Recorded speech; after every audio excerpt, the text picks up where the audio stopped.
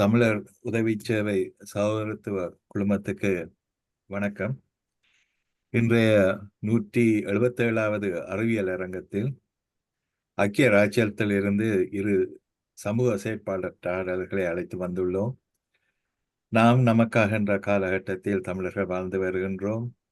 தமிழறம், அதில் உருவான பண்பாட்டு தேசியம், சமூக நீதி, மனித உரிமை, சுற்றுச்சூழல் பாதுகாப்பு என்பன தலைத்தோங்க தமிழர் உதவி சேவை மக்களோடு மக்களாக பயணிக்கும்.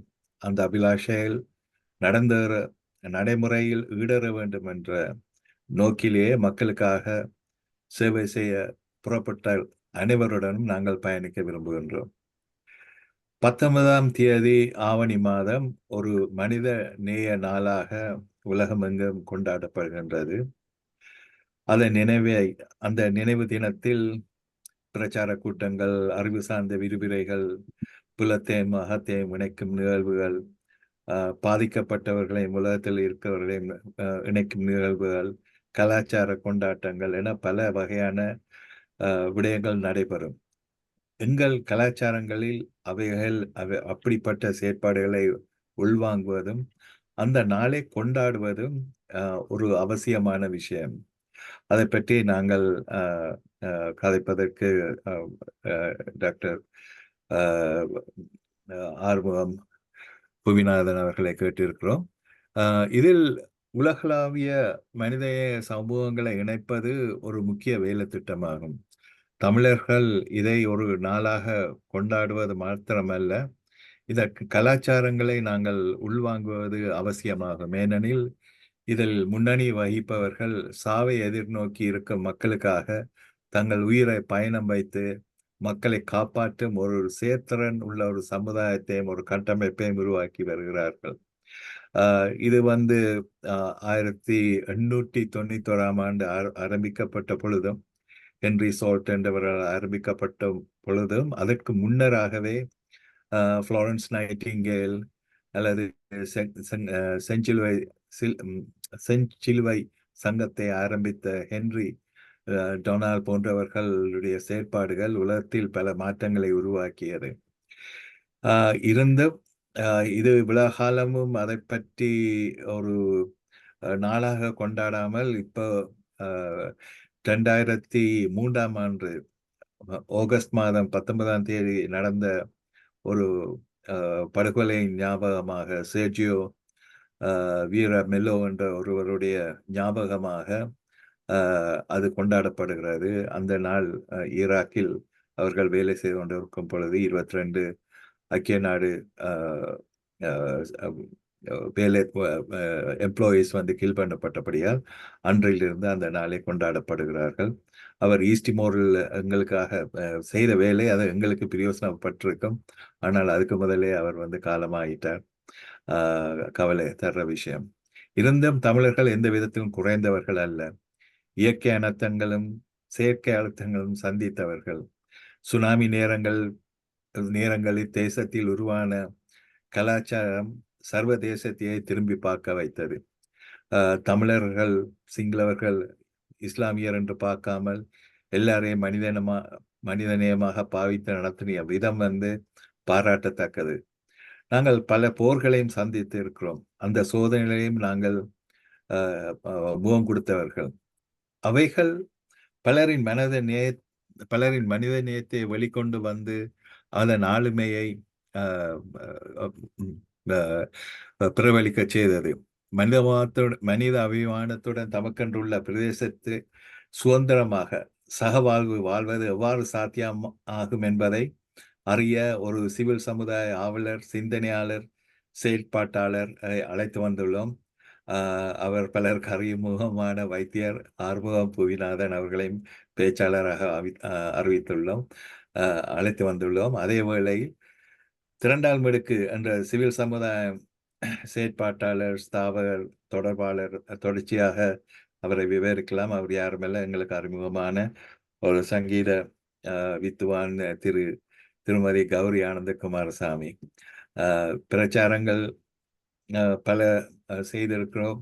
அவைகள் நோக்கங்களை அடைகின்றனரா, மக்கள் அதால் பயனாளிகளாக உள்ளனரா, அதன் முடிவுகள், விளைவுகள், பயன்கள் என்ற அளவுகோல்களை நாங்கள் வைத்திருக்கின்றோமா என்ற கேள்விகளுடன் இன்றைய நிகழ்வுக்கு செல்வோம்.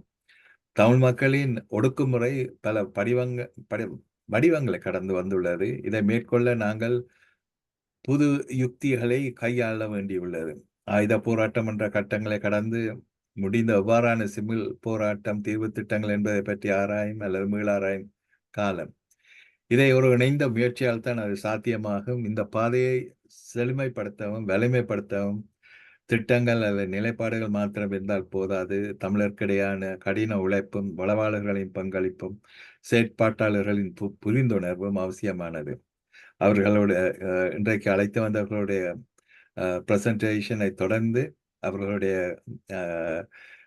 அவர்களுக்கான கேள்வி நேரம், உங்களுக்கான கேள்வி நேரம் உள்ளது. முதலாவதாக நான் வைத்தியர் புவிநாதன் அவர்களை அழைக்க விரும்புகின்றேன். டாக்டர், இது உங்களுக்கான நேரம். வணக்கம் சார்ஸ். வணக்கம் நேயர்களே. இந்த உலக மனிதாபிமான நாள் இந்த ஆகஸ்ட் மாதம் 19ஆம் தேதி வருடம் நடைபெற்று வருகிறது. இந்த 20வது ஆண்டு இன்று இந்த முறை நடைபெறுகிறது.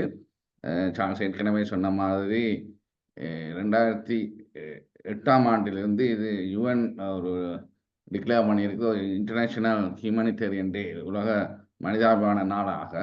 இது 2003ஆம் ஆண்டு ஆகஸ்ட் மாதம் 19ஆம் தேதி இந்த கனால் ஹோட்டல் அண்டு பக்தாட்ல இருக்கிற ஈராக்ல நடந்த ஒரு குண்டுவெடிப்பின் பொழுது 22 மனிதாபிமான தொண்டு நிறுவன ஐக்கிய நாடுகள் சபையின் உதவியாளர்கள் பலர், அதில் கொல்லப்பட்ட 22 பேர் கொல்லப்பட்டிருந்தார்கள்.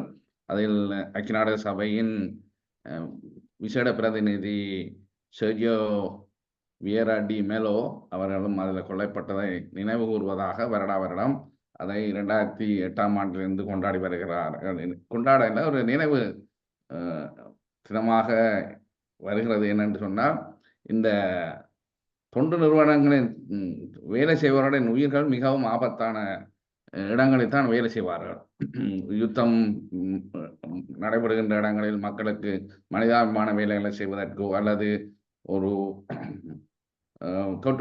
பெரிய தொற்று நோய்கள் ஏற்படுகின்ற இடங்களில், அல்லது பட்டினி சாவுகள் நடைபெறுகின்ற இடங்களில், சுகாதார வசதிகள் குறைவான இடங்களிலே இந்த சர்வதேச தொண்டு நிறுவனங்கள் உடனடியாக போய் இப்படியான ஒரு மனிதாபிமான வேலைகளை செய்வார்கள். முக்கியமாக ஐக்கிய நாடுகள் சபையை சேர்ந்த UNDP, UNHCR, UNICEF, world food programme போன்ற இந்த 4 அமைப்புகளும் ஐக்கிய நாடுகள் சபையின் உப அமைப்புகள் இப்படியான உலகில் தொண்டுகளை செய்வார்கள். இப்படியான அனர்த்தங்கள் ஏற்படுகின்ற நேரங்களில் கிட்டத்தட்ட 300 மில்லியன் பீப்புள், 30 கோடி மக்கள் இப்படியான தேவையில இந்த ஆண்டு இருப்பதாகவும், இதற்கு ஒரு 69 நாடுகளில் இப்படியான தேவை 30 கோடி மக்களுக்கு இருப்பதாகவும், இதற்கான செலவு கிட்டத்தட்ட $46 பில்லியன் என்று தெரிவிக்கப்பட்டிருக்கிறது. அப்படி ஒரு பெரிய ஆபரேஷன் தான் இது நடந்து கொண்டிருக்கிறது உலகம் பூராவும். இதுக்கு முக்கியமாக இப்போ உங்களுக்கு காசாவில் நடந்து வருகின்ற அனர்த்தத்திலே மிகவும் பெரிதாக பாதிக்கப்பட்டிருக்கிறது.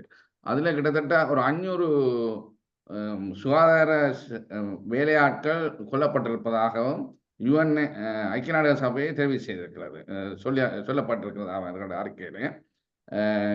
கிட்டத்தட்ட 280 எய்ட் ஒர்க்கர்ஸ், தொண்டு நிறுவன ஊழியர்கள் அது கொல்லப்பட்டிருப்பதாகவும் இந்த ஆண்டிலேயே மிக பெருமளவு அழிவுகள் நடைபெற்று வருகிறது. ஆகவே உலகில் தொடர்ச்சியாக இப்படியான அழிவுகள் ஏற்படுத்தி கொண்டுதான் இருக்கிறது.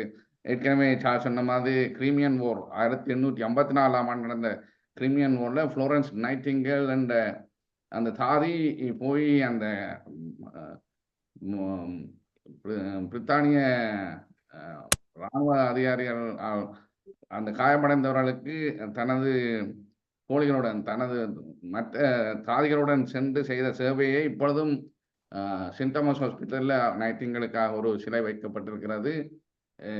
ஓடுகளையும் சொல்வார்கள், நைட்டிங்கேல் ஓடு இப்பவும் அதைத்தான் சொல்வார்கள் அந்த அவண்ட ஞாபகார்த்தமாக. அதன் பின் பேட்டில் ஆஃப் சோல்ஃபியரேனோ என்றதில் நெப்போலியன் போரில் நடந்த அஹ், அஹ், அழிவுகளை பார்த்து அதற்கு சேவை செய்ய வேண்டும் என்றதில் சுவிஸில் உள்ளவர்கள், சுவிட்சர்லாந்து சேர்ந்தவர்கள் ஆரம்பிக்கப்பட்டதுதான் இன்டர்நேஷனல் கமிட்டி ஃபார் ரெஸ்கோர்ஸ், ICRC. அதற்கு பிறகு அது 1859ஆம் ஆண்டு. 1864ஆம் ஆண்டுல இந்த யுத்தத்தை எவ்வாறு யுத்தத்தில் கடைபிடிக்க வேண்டிய விதிமுறைகளை பற்றி தான் ஜெனிவா கன்வென்ஷன் என்ற ஒரு இதை கொண்டு வந்தார்கள். இந்த இவர்களை பாதுகாப்பது எப்படி, யுத்த கைதிகளை பரிமாறுவது எப்படி என்ற இந்த தொண்டு நிறுவனங்களை பாதுகாக்கணும், தொண்டில் ஈடுபடுபவர்களை பாதுகாக்க வேண்டிய வைத்தியசாலைகளுக்கு பாதுகாக்க வேணும் என்பதற்காக தான் அந்த ஜெனிவா கன்வென்ஷன் என்றது 1864ஆம் ஆண்டு கொண்டு வரப்பட்டது. 1985ஆம் ஆண்டுல எத்தியோப்பியாவில் பெரிய ஃபெமின் பட்டினி சாவுகள் இறந்த பொழுது பொப் கெல்டாஃப் வந்து அந்த லைஃப் எய்ட் என்ற ஒரு ப்ரோக்ராமினூடாக அவர் ஒரு பாடகர். அவர் தனது பாட்டுகளூடாக 1985ஆம் ஆண்டிலிருந்து தொடர்ந்தியாக பல வருடங்கள் செய்து வருகின்றது லைஃப் எய்ட். அதனூடாக பெருமளவு பணங்கள் சேர்க்கப்பட்டு கொடுக்கப்பட்டு வருகின்றது இப்படியான எய்ட் ஒர்க்கர்ஸுக்கு. இப்போ எய்ட் ஒர்க்கர்ஸ் வந்து தனியாக UN ஆக்கலண்ட் இல்லை, ரெட் கிராஸ், செஞ்சிலுவை சங்கம், save the children fund, medicine chance frontiers, எல்லைகள் இல்லாத வைத்தியர்கள், இந்த மெடிசின் சான்ஸ் ஃப்ரான்டியர்ஸ் என்று பிரான்சிஸ் போன்றவை பெருமளவில் இப்படியான வேலைகளை செய்து வருகிறார்கள். கிட்டத்தட்ட மெடிசின் சான்ஸ் ஃப்ரான்டியர்ஸோட நான் சில தொடர்புகள் இருந்தது இலங்கை இருக்கும் பொழுது. அவர்கள் கிட்டத்தட்ட 160 நாடுகளில் இப்படியான வேலைகளை செய்து வருகிறார்கள். கிட்டத்தட்ட 68,000 வாலண்டியர்ஸ் ஈடுபட்டிருக்கிறார்கள். ஆகவே இது ஒரு உலகில் தொடர்ச்சியாக நடைபெற்று வரும் இயற்கை அனர்த்தங்கள், மனிதனால் ஏற்படுகின்ற யுத்தங்கள், அதுகளிலே பாதிக்கப்படுவது என்ற இராணுவ வீரர்களையோ அல்லது பொதுமக்களையோ உதவி செய்து காப்பாற்றுவது தான் இந்த சர்வதேச தொண்டு நிறுவனங்கள கடமைகள். அவர்கள் ஒரு இம்பார்ஷியல், ஒரு சைடுக்காக வேலை செய்வதில்லை. நடுவாக இண்டிபெண்டாக நடுநிலைமையாக இருந்து இப்படியான இதெல்லாம் வேலை செய்யும் பொழுது யுத்தத்தின் 2 பக்கத்துக்கு நடுவாக இருக்க வேண்டும். யுத்தத்தில் ஈடுபடுகின்ற 2 வாரிங் ஃபேக்ஷனுக்கு முடியாத வேலை செய்கின்ற பொழுது 2 பகுதியாலையும் சந்தேகப்படப்படும் இவர்களுடைய வேலைகள். அவர்களுக்கான பாதுகாப்புகள்ன்றது ஜெனிவா கன்வென்ஷனுக்குள்ளால் தான் அந்த பாதுகாப்புகளை உத்தரவாதங்கள் வழங்கப்படுகிறது. இந்த இப்படியான வேலை திட்டங்களில் வேலை செய்கின்ற பொழுது அவர்களுக்கான பாதுகாப்பு மிகவும் கஷ்டமான நிலைமை. நாங்களும் இலங்கையில் நடந்த யுத்தத்தில் நீங்கள் பலர் இதற்கான அனுபவங்கள் உங்களுக்கு ஏற்பட்டிருக்கும். நான் வைத்திய மாணவனாக கற்றுக்கொண்டிருக்கின்ற பொழுது 1986ஆம் ஆண்டு முதல் தடவையாக மெடிசின் சான்ஸ் ஃப்ரான்டியர்ஸாக்கள் இலங்கையில் வந்து வேலை செய்வதற்கான முயற்சி எடுத்த பொழுது இலங்கை அரசாங்கம் தடை விதித்த நிலையில் அதற்கான முதல் கட்ட வேலையாக இந்தியாவில் இருந்து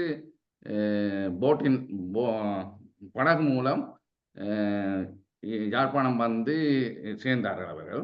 அப்பொழுது என்னிடம் தான் அந்த அவர்களை ஒப்படைத்திருந்தார்கள். நான் தான் அந்த இடங்களை கொண்டு போய் காட்டி எங்கு அவருடைய வேலையை தொடங்கலாம் என்பதில் ஈடுபட்டிருந்ததால் எனக்கும் அவர்கள் எவ்வளவு துணிவாக, நாங்கள் எங்கட நாட்டிலே வேலை செய்வதற்கு நாங்கள் பயந்து கொண்டிருக்கின்ற காலங்களிலே இப்படி ஒரு பிரான்ஸை சேர்ந்தவர்கள் வந்து எமது மக்களுக்கு உதவி செய்ய வேண்டும் என்று தங்களது உயிரை துச்சமாக மதித்து அந்த போட்டில் படகுனை க்ராஸ் பண்ணி வரும்பொழுது எவ்வளவு ஆபத்துகள்ன்றது உங்களுக்கு தெரிஞ்சிருக்கும். அப்படி வந்து சயனைட் குப்பியோட வந்தவர்கள் அந்த நாட்டில் எவ்வாறு மக்களுக்கு சேவை செய்ய வேண்டும் என்ற முதல் இதை வந்து எல்லா இடமும் தேடி போயிருந்தார்கள். அதற்கு பின் 1986ஆம் ஆண்டு நினைக்கிறேன், 1986ஆம் ஆண்டுலேருந்து கிட்டத்தட்ட 2003ஆம் ஆண்டு வரைக்கும் தொடர்ச்சியாக மெடிசின் சான்ஸ் ஃப்ரான்டியர்ஸ் யாழ்ப்பாணத்தில் வடமாகாணத்தில் மக்களுக்கான சேவையை செய்து வந்தார்கள். மிகவும் பெருமளவான சேவை. அந்த நேரத்தில் சத்திர சிகிச்சை நிபுணர்கள் மிகவும் குறைவான நேரத்திலே அவருடைய சேவை மிக முக்கியமாக இருந்தது. பிறகு 2004ஆம் ஆண்டில் அவர்கள் வெளியேறி சுனாமி காலத்தில் வந்து சுனாமியில் ரீஹபிலிட்டேஷன் ஒர்க் செய்திருந்தார்கள். மீண்டும் 2007 வந்து 2012ஆம் ஆண்டு வரைக்கும் எமது தாயகத்திலே எமது மக்களுக்கான வைத்திய சேவைகளை மிகவும் திறம்பட செய்தது மெடிசின்ஸ் சான்ஸ் ஃப்ரான்டியர்ஸ். அப்போ அப்படி அங்கே வேலை செய்யும் பொழுது அவர்களை பார்த்து சில 2 பக்கத்தாலையும் சந்தேகப்படக்கூடியவர்களாக இருந்தார்கள். சில நேரங்களில் அரசாங்கத்தாலையும் சந்தேகப்படும் மற்றும் போராள குழுக்களால் கூட சில நேரங்களில் வருகின்றவர்கள் சந்தேகிக்கப்பட்டார்கள், அதில் வருகிறவர்கள். இது இப்படியான சூழ்நிலைகளில் மிகவும் சாதாரணம். மற்றது கிட்டத்தட்ட இல்லை 17 வாலண்டியர்ஸ் வந்து ஆக்ஷன் அகெயின்ஸ்ட் ஹங்கர் என்று சொல்லி மூதூரில் ஃப்ரெஞ்சு ஆர்கனைசேஷனில் சேர்ந்தவர்கள் வேலை செய்யும் பொழுது அந்த 2006ஆம் ஆண்டில் சுனாமி பிறகு அதில் 17 பேர் கொல்லப்பட்டார்கள். நீங்கள் ஞாபகம் இருக்கலாம். 17 வாலண்டியர்ஸ் ஆக்ஷன் அகெயின்ஸ்ட் ஹங்கர் என்ற அமைப்பில் இருந்து. மற்றது டிஆர்ஓவை சேர்ந்த தமிழர் புனர்வாழ் கழகத்தைச் சேர்ந்த 7 தொண்டர்கள் 2006ஆம் ஆண்டு வெளிக்கந்த இராணுவ முகாமுக்கு அண்மையில் வைத்து கடத்தப்பட்டு கொலை செய்யப்பட்டிருந்தார்கள். இதெல்லாம் எங்களது நாட்டிலே இந்த ஹியூமானிட்டேரியன் வேலை செய்வர்கள், தொண்டு நிறுவனங்கள் வேலை செய்வர்களோட உயிர்கள் பறிக்கப்பட்டனர். ஆகவே இந்த உலக மனிதாபிமான நாளின் நோக்கம் வந்து இப்படியான இதுகளை வந்து மக்களுக்கு விழிப்புணர்வு ஊட்டுவதாகத்தான் இந்த செயற்பாடுகள் இருக்கும். வருடம் இந்த ஐக்கிய நாடுகள் சபை இதை இந்த மனிதாபிமான தொண்டு நிறுவனங்களில் வேலை செய்வார்கள். இவர்கள் அனைவரும் அநேகமானவர்கள் தொண்டர்களான அன்பெய்ட் வாலண்டியர்ஸ். சிலர் வந்து இந்த லொஜிஸ்டிக்கு ப்ரோக்யூர்மெண்ட் மற்றது ஃபண்ட் ரைசிங் அப்படியான வேலைகளில் இருப்பவர்கள் மட்டும்தான் பெய்டு எம்ப்ளாயிஸ் அப்படியா இருப்பினும் இந்த யூஎன் ஐசிஆர்சி அப்படியானதில்லை. மற்றொரு 95% ஆனவர்கள் வந்து அன்பெய்ட் வாலண்டியர்ஸ். ஆகவே இந்த அவருடைய சிந்தனைகள் வந்து வித்தியாசமாக தான் இருக்கும். மற்றொருவனுக்கு ஒரு பிரச்சனையான நேரத்தில், கஷ்டமான நேரத்தில் ஒரு மனிதனுக்கு உதவி செய்ய வேணும் என்ற ஒரே ஒரு நோக்கத்தில் தான் இந்த வாலண்டியர்ஸ் போகிறார்கள், தங்களுடைய உயிரையும் துச்சமாக மதித்து.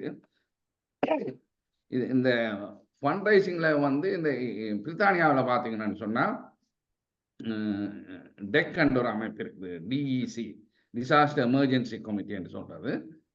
அது வந்து இங்கே உள்ள ஒரு 15 பெரிய தொண்டு நிறுவனங்களை சேர்ந்த ஒரு கூட்டமைப்பு.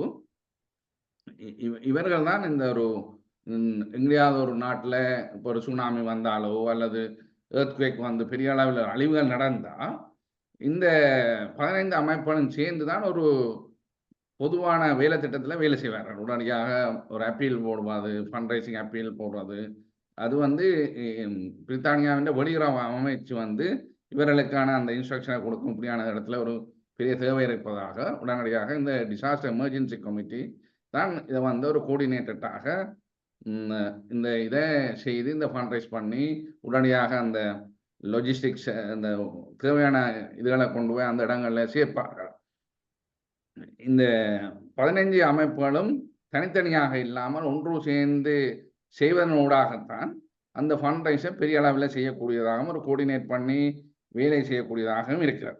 இப்படியான ஒரு வேலை திட்டத்தை நாங்களும் நாங்கள் 2009ஆம் ஆண்டு நினைக்கிறேன், 2010ஆம் ஆண்டில் நாங்களும் இப்படியான ஒரு எங்களுக்கும் ஒரு பெரிய அழிவு வந்து 2009ஆம் ஆண்டு அழிவின் பொழுது நாங்களும் எல்லாருமா சேர்ந்து செய்யணும் என்ற ஒரு வேலை திட்டத்தில் relieve rehabilitation network UK RRN என்று செய்ய நான் ஒரு ட்ரை ஒன்று போட்டேன். நாங்கள் இந்த டிசாஸ்டர் எமர்ஜென்சி கமிட்டின்ற மாடலில் அது பெருசளவாக எங்களோட மக்களில் இருக்கிற ஒற்றுமை இனத்தில் அதிலே நாங்கள் பார்த்தோம் என்று சொன்னால் அதில் நாங்கள் பழசாக இருந்த ஆர்கனைசேஷன் இப்போ புதுசாக வந்த ஒரு ஆர்கனைசேஷன் அது டேக்ஓவர் பண்ணுறதா அப்படியான இதனூடாக அது பெருசாக செய்யப்படவில்லை. அந்த நேரம் அது கட்டாயம் செய்யப்பட்டிருக்க வேண்டிய ஒரு தேவை இருந்தது. ஆனால் இப்பொழுது கௌரி இந்த முயற்சி ஒன்று எடுத்திருக்கிறார். அதுவும் ஒரு ஆரம்பமான ஒரு முயற்சியாக எல்லாராலும் ஏற்றுக்கொள்ளப்பட்ட ஒரு முயற்சியாகவும் இப்பொழுது வளர்ந்து வருகிறது. இந்த எங்களுடைய இப்படியான தொண்டு நிறுவனங்களுக்குள்ளே ஒரு ஒரு ஒத்துழைப்பையும் மற்றவர்கள் என்ன செய்கின்றார்கள் என்பதை தெரியப்படுத்துவதுதான் அதில் முக்கியமான நோக்கமாக இப்பொழுது இருந்து வருகிறது 2ஆம் அடுக்கில். அதை நான் கௌரி அந்த செயற்பாடுகளை சொல்லுவார் நினைக்கின்றேன். நான் கௌரி நீங்கள் இங்கு நடந்து வருகின்ற இந்த 2ஆம் அடுக்கு சம்பந்தமாக நீங்கள் கதைக்கலாம் நினைக்கிறேன். நாங்கள் பிறகு அடுத்தது கேள்விகள் கேட்கும் பொழுது நான் மற்றதற்கான பதில்களை சொல்லலாம். நன்றி. நன்றி டாக்டர். கௌரி, உங்களுக்கான நேரம். எல்லோருக்கும் வணக்கம். முதலாவதாக இன்று வரை இந்த மனிதாபிமான செயற்பாடுகளில் தங்கள் இன்னுயிரை இந்த உலகத்தில் உள்ள எல்லா அந்த தொண்டர்களுக்குமான ஒரு வணக்கத்தை தெரிவித்துக் கொண்டு, அவர்கள் இன்னும் இயங்கிக் கொண்டிருக்கும் எல்லா தொண்டர்களுக்கும் வழிகாட்டுவார்கள் என்ற நம்பிக்கை, சரியாக நாங்கள் செயற்பட வேண்டும் என்றதுக்கும் அவர்கள் எங்களுக்கு துணை நிற்க வேண்டும் என்று வேண்டிக் கொண்டு, நான் உண்மைக்கு இமீடியட் டிசாஸ்டரில் ஏதாவதுலையும் பெரிய அளவில் நான் செய்திருக்கிறேன். சில உதவிகள். இப்போ புயல் நான் சொன்ன அளவில் நான் அதில் ஈடுபட்டது இல்லைன்னு தான் சொல்ல வேணும். காயப்பட்டவர்களை பார்த்தது, படிக்கிற காலங்களில் அப்படியான உதவிகளை செய்திருக்கிறோம். மற்றது சில உதவிகளை செய்திருக்கிறோம் சின்ன வயதுகளில். மற்றும்படி எனக்கு அப்படி ஒரு சந்தர்ப்பம் கிடைக்கல. இப்பொழுது இங்கே வந்து 2ஆம் அடுக்கு என்ற இந்த அமைப்பை எல்லோரும் ஆரம்பிச்சதில் எல்லாரும் இணைத்து கொண்டு வரோம். அந்த ஒரு 2ஆம் அடுக்கின்ற நோக்கத்தில் உண்டு. இப்போ 2 விதமாக பார்க்கலாம். உண்டு இமீடியட் ரிலீஃப், மற்றது லாங் டேர்ம். 2ஆம் அடுக்கு ஈடுபடுறது கூட லாங் டேர்ம். இடையிடையே இமீடியட், இப்போ கிட்டடியில் ஒரு வெள்ளப்பெருக்கு வந்த போது அதில் நாங்கள் ஷேர் பண்ணினதில் ஒரு வேலை திட்டத்தை ஒரு அமைப்பு உடனே எடுத்து அந்த நிவாரணம் கொடுத்தது. அப்படியான இதுகளை நாங்கள் அந்த 2ஆம் அடுக்கில் ஷேர் பண்ணுறதால ஏற்பட்டு கொண்டு இருக்குது அந்த வாட்ஸ்அப் குரூப்பில். மற்றும்படி நீண்ட காலமான வேலை திட்டங்களைத்தான் நாங்கள் எல்லோரும் இதில் எத்தனையோ அமைப்பு 2ஆம் அடுக்கிலிருந்து அந்த குரூப்பில் இருக்கிறீர்கள். இல்லாதவர்கள் எனக்கு டெக்ஸ்ட் பண்ணினீங்கள் என்று சொன்னால், என்ன கண்டக்ட் பண்ணினீங்கள் என்று சொன்னால் நான் அவர்களை முன்னிட்டுக் கொள்கிறேன். அதில் எங்கள் நோக்கம் என்னென்னு சொன்னால், இப்போவும் இமீடியட் ரிலீஃப், அதாவது உடனடி நிவாரணம், அந்த சம்பவம் நடந்து கொண்டிருக்க உதவுறது, அதே நேரம் சம்பவம் நடந்து முடிஞ்சு ஒரு குறிப்பிட்ட காலத்துக்கு உதவுறதுன்றது, அது உணவு தேவையாக இருக்கலாம், மருத்துவ தேவையாக இருக்கலாம், பலவிதமான அவசர தேவைகள், கல்வி அல்ல இடம் வீடு இல்லாதவர்களுக்கு வீடு, அப்படியான திட்டங்களாக அமையும். அதுக்கு அடுத்த நீண்ட கால திட்டம்ன்றது அவைகள் இழந்த வாழ்க்கையை திருப்பி அவர்கள் பெறுவதற்கு அமைச்சு கொடுக்குற வேலை திட்டம். அதுகளைத்தான் கூட அமைப்புகள் இதில் இருக்கிறவை செய்து கொண்டிருக்கினா, அந்த அவர்களுக்குள்ள ஒரு தொடர்பாளை உருவாக்குறதும், மனம் விட்டு அவர்களுடைய நல்லது கெட்டது, அதாவது சில நேரம் சில ப்ரொஜெக்டுகள் ஃபெயிலியர் ஆகும். அப்போ அதுக்குரிய காரணங்களை அவர்கள் சொல்லிக்கொள்ள, அதால் மற்றவர்கள் அதை திருத்திக் கொள்ளலாம். அப்படியான ஒரு தொடர்பாளரை உருவாக்குறதுக்குத்தான் 2ஆம் அடுக்கு இப்பொழுது முயற்சி செய்து கொண்டு வருகிறது. அந்த விதத்தில் தான் நாங்கள் சொல்லலாம், அது ஒரு நீண்டகால வேலை திட்டம். அவர்களுக்குரிய வாழ்வாதாரம், தொழில் வாய்ப்புகள் அல்லது வீடு, குடிநீர், அப்படி பல விஷயங்களை செய்து கொண்டிருக்கிறவர்களுக்கிடையே தொடர்பாளரை உருவாக்குறதும், அல்லது அங்கிருந்து ஒரு கோரிக்கை அல்லது ஒரு விஷயம் கேட்கப்பட்டால் அந்த ஒரு அமைப்பு தங்களுக்கு அந்த இடம் தெரியவில்லை என்று சொன்னால் அவர்களோடு மற்ற அமைப்புகளையும் தொடர்புபடுத்தி அந்த இடத்தில் ஏற்கனவே வேலை செய்பவர்களை அறிமுகப்படுத்தி அவர்களோடும் இவர்களும் இணைந்து அந்த வேலை திட்டங்களை சேர்வதற்கு ஒரு இணைப்பாளராக செயற்பட்டு கொண்டிருக்கிறேன். நீங்கள் என்னென்ன வேலை திட்டங்களை செய்றீங்களன்றதை பற்றி சொல்லிடுமா? உதாரணத்துக்கு எந்தெந்த பிரதேசங்கள்ல என்னென்ன சம்பவங்களை நீங்கள் நோக்கி வேலை செய்து கொண்டிருக்கிறீங்கள் என்ற விஷயங்கள். இந்த பிரதேசங்கள்ல இப்ப இந்த வருடம் ஒவ்வொரு மாவட்டமும் ஆக கூட்டங்களை வச்சிருந்தோம். திரண்டால் மிடுக்கு வந்து திரண்டால் மிடுக்கு ஒரு வேலை திட்டத்தை தனியாக செய்வதில்லை. அதுக்காக நாங்கள் ரெஜிஸ்டர் பண்ணப்படவில்லை, நாங்கள் அதுக்காக உருவாக்கப்படவும் இல்லை. எங்களோட நோக்கம் வந்து நெட்வொர்க்கிங் தான்.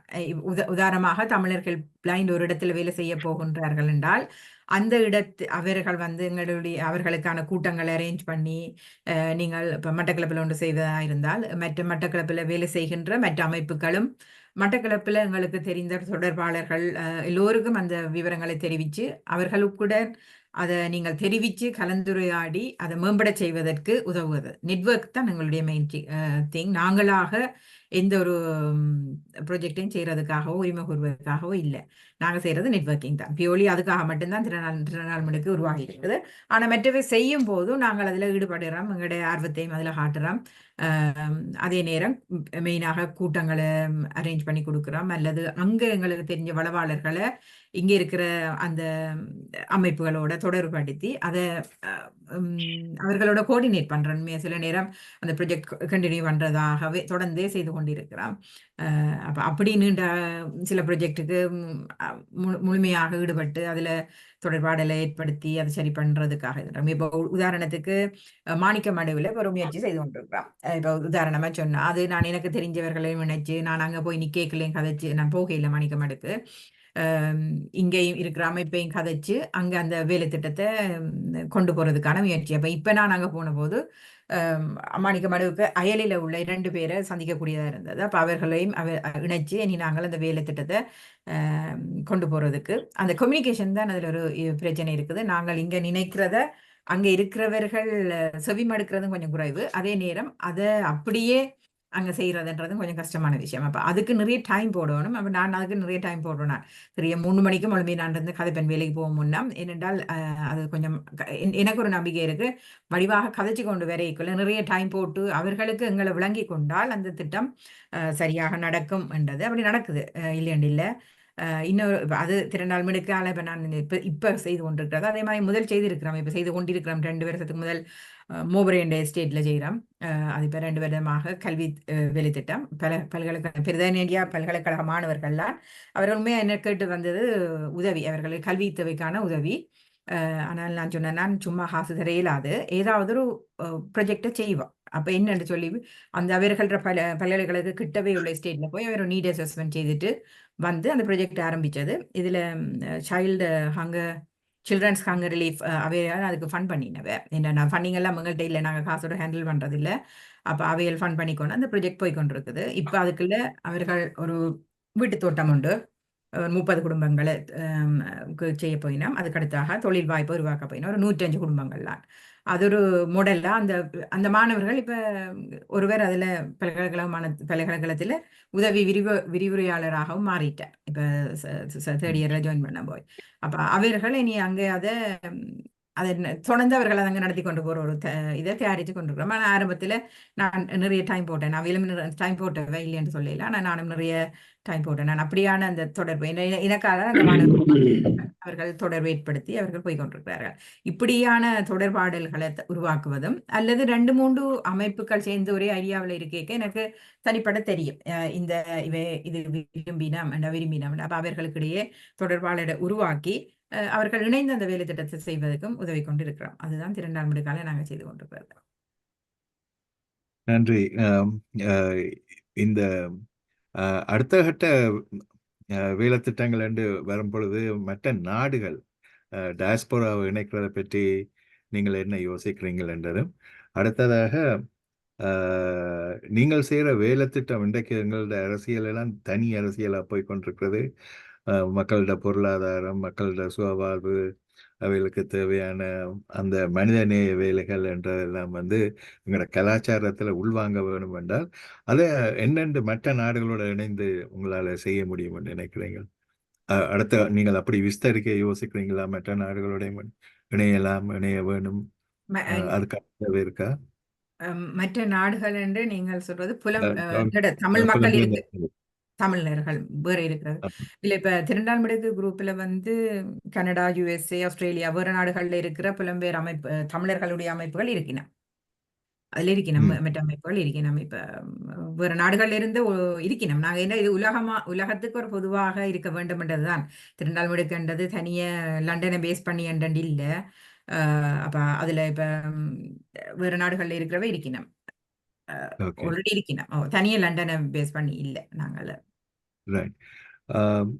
இன்னொரு கேள்வி, அது உங்களுக்கு நேர வர டாக்டர் கௌரி பாலன் நோக்கி கேட்குறேன். இந்த சமயங்கள் வந்து எப்பவும் ஒரு அன்பு அல்லது உதவிக்கரம் நீட்டுறதெல்லாம் வந்து எங்களோட கலாச்சாரத்தில், எங்களோட சமய கலாச்சாரத்தில் இருக்கிற ஒரு முக்கியமான ஒரு அங்கம். இதில் நாங்கள் இப்போ கௌரியிட வேலை திட்டங்களுக்கு சமய சார்பான அமைப்புகள், கோவில்கள், மற்றது ஈவன் பழைய மாணவர் சங்கங்கள், இதுகளுக்குள்ளால எதுவும் ஹெல்ப் பண்ணலாம் என்று திரு டாக்டர் கௌரிபாலனை கேட்க விரும்புகிறேன். ஏனென்றால் நீங்கள் அகத்திலும் போய் நேர வேலை செய்து வார நீங்கள், உங்களுடைய பங்களிப்பு ஒரு பாராட்டத்தக்க ஒரு விஷயமாக இருக்கிறது. அந்த ரீதியில் உங்கள்கிட்ட இந்த கேள்வியை முன்வைக்கிறேன். வணக்கம் எல்லாருக்கும். இது ஒரு நல்ல ஒரு கேள்வி. இப்போ இப்போ கௌரி வந்து 2 முடுக்கில் வந்து இதில் அந்த செய்கிற இதில் இப்போ உதாரணத்துக்கு சொல்கிறேன். இவர் டாக்டர் நமசிவாயம் வந்து அங்கே இருந்து இந்த பனையோரையில் செய்த சாமான்களில் கௌரியின் வெப்சைட்டில் போட்ட உடனே இங்கே இருக்கிற கோயில்கள் எல்லாம் ரெஸ்பாண்ட் பண்ணிச்சு, நம்ம அதில் நாங்கள் அதுக்கு வாங்கலாம், உதவி செய்யலாம் என்று. அப்போ அப்படியான ஒரு நிகழ்ச்சிகளும் இதால் நடக்குது. கட்டாயம் இதில் அந்த ஒரு இந்த கோயில் என்று வரைக்க அதிகமான ஆட்கள் கோயிலுக்கு கொடுக்க விருப்பம், ஆனால் சுத்தவரை இருக்கிறவங்களுக்கு கொடுக்க பெருசாக விருப்பம் இல்லை. அதே எந்த ஊர்லேயே நான் சொல்லி இருக்கிறேன். இப்போ கோயில் ஒரு திருவிழாவை செய்து பெரிய கோயிலை கட்டி செய்யக்க அதே அளவு அல்லது ஒரு குறைஞ்ச இதுகளாவது செய்யணுமெண்டு சில கோவில்கள் செய்யுது. இப்போ கிட்டத்தட்ட இப்போ ஈலிங் அம்மன் கோயில் எடுத்தால் அதில் இப்போ தலைவராக இருக்கிறவர் வந்து ஒரு டாக்டர், பேரை மறந்துட்டார்.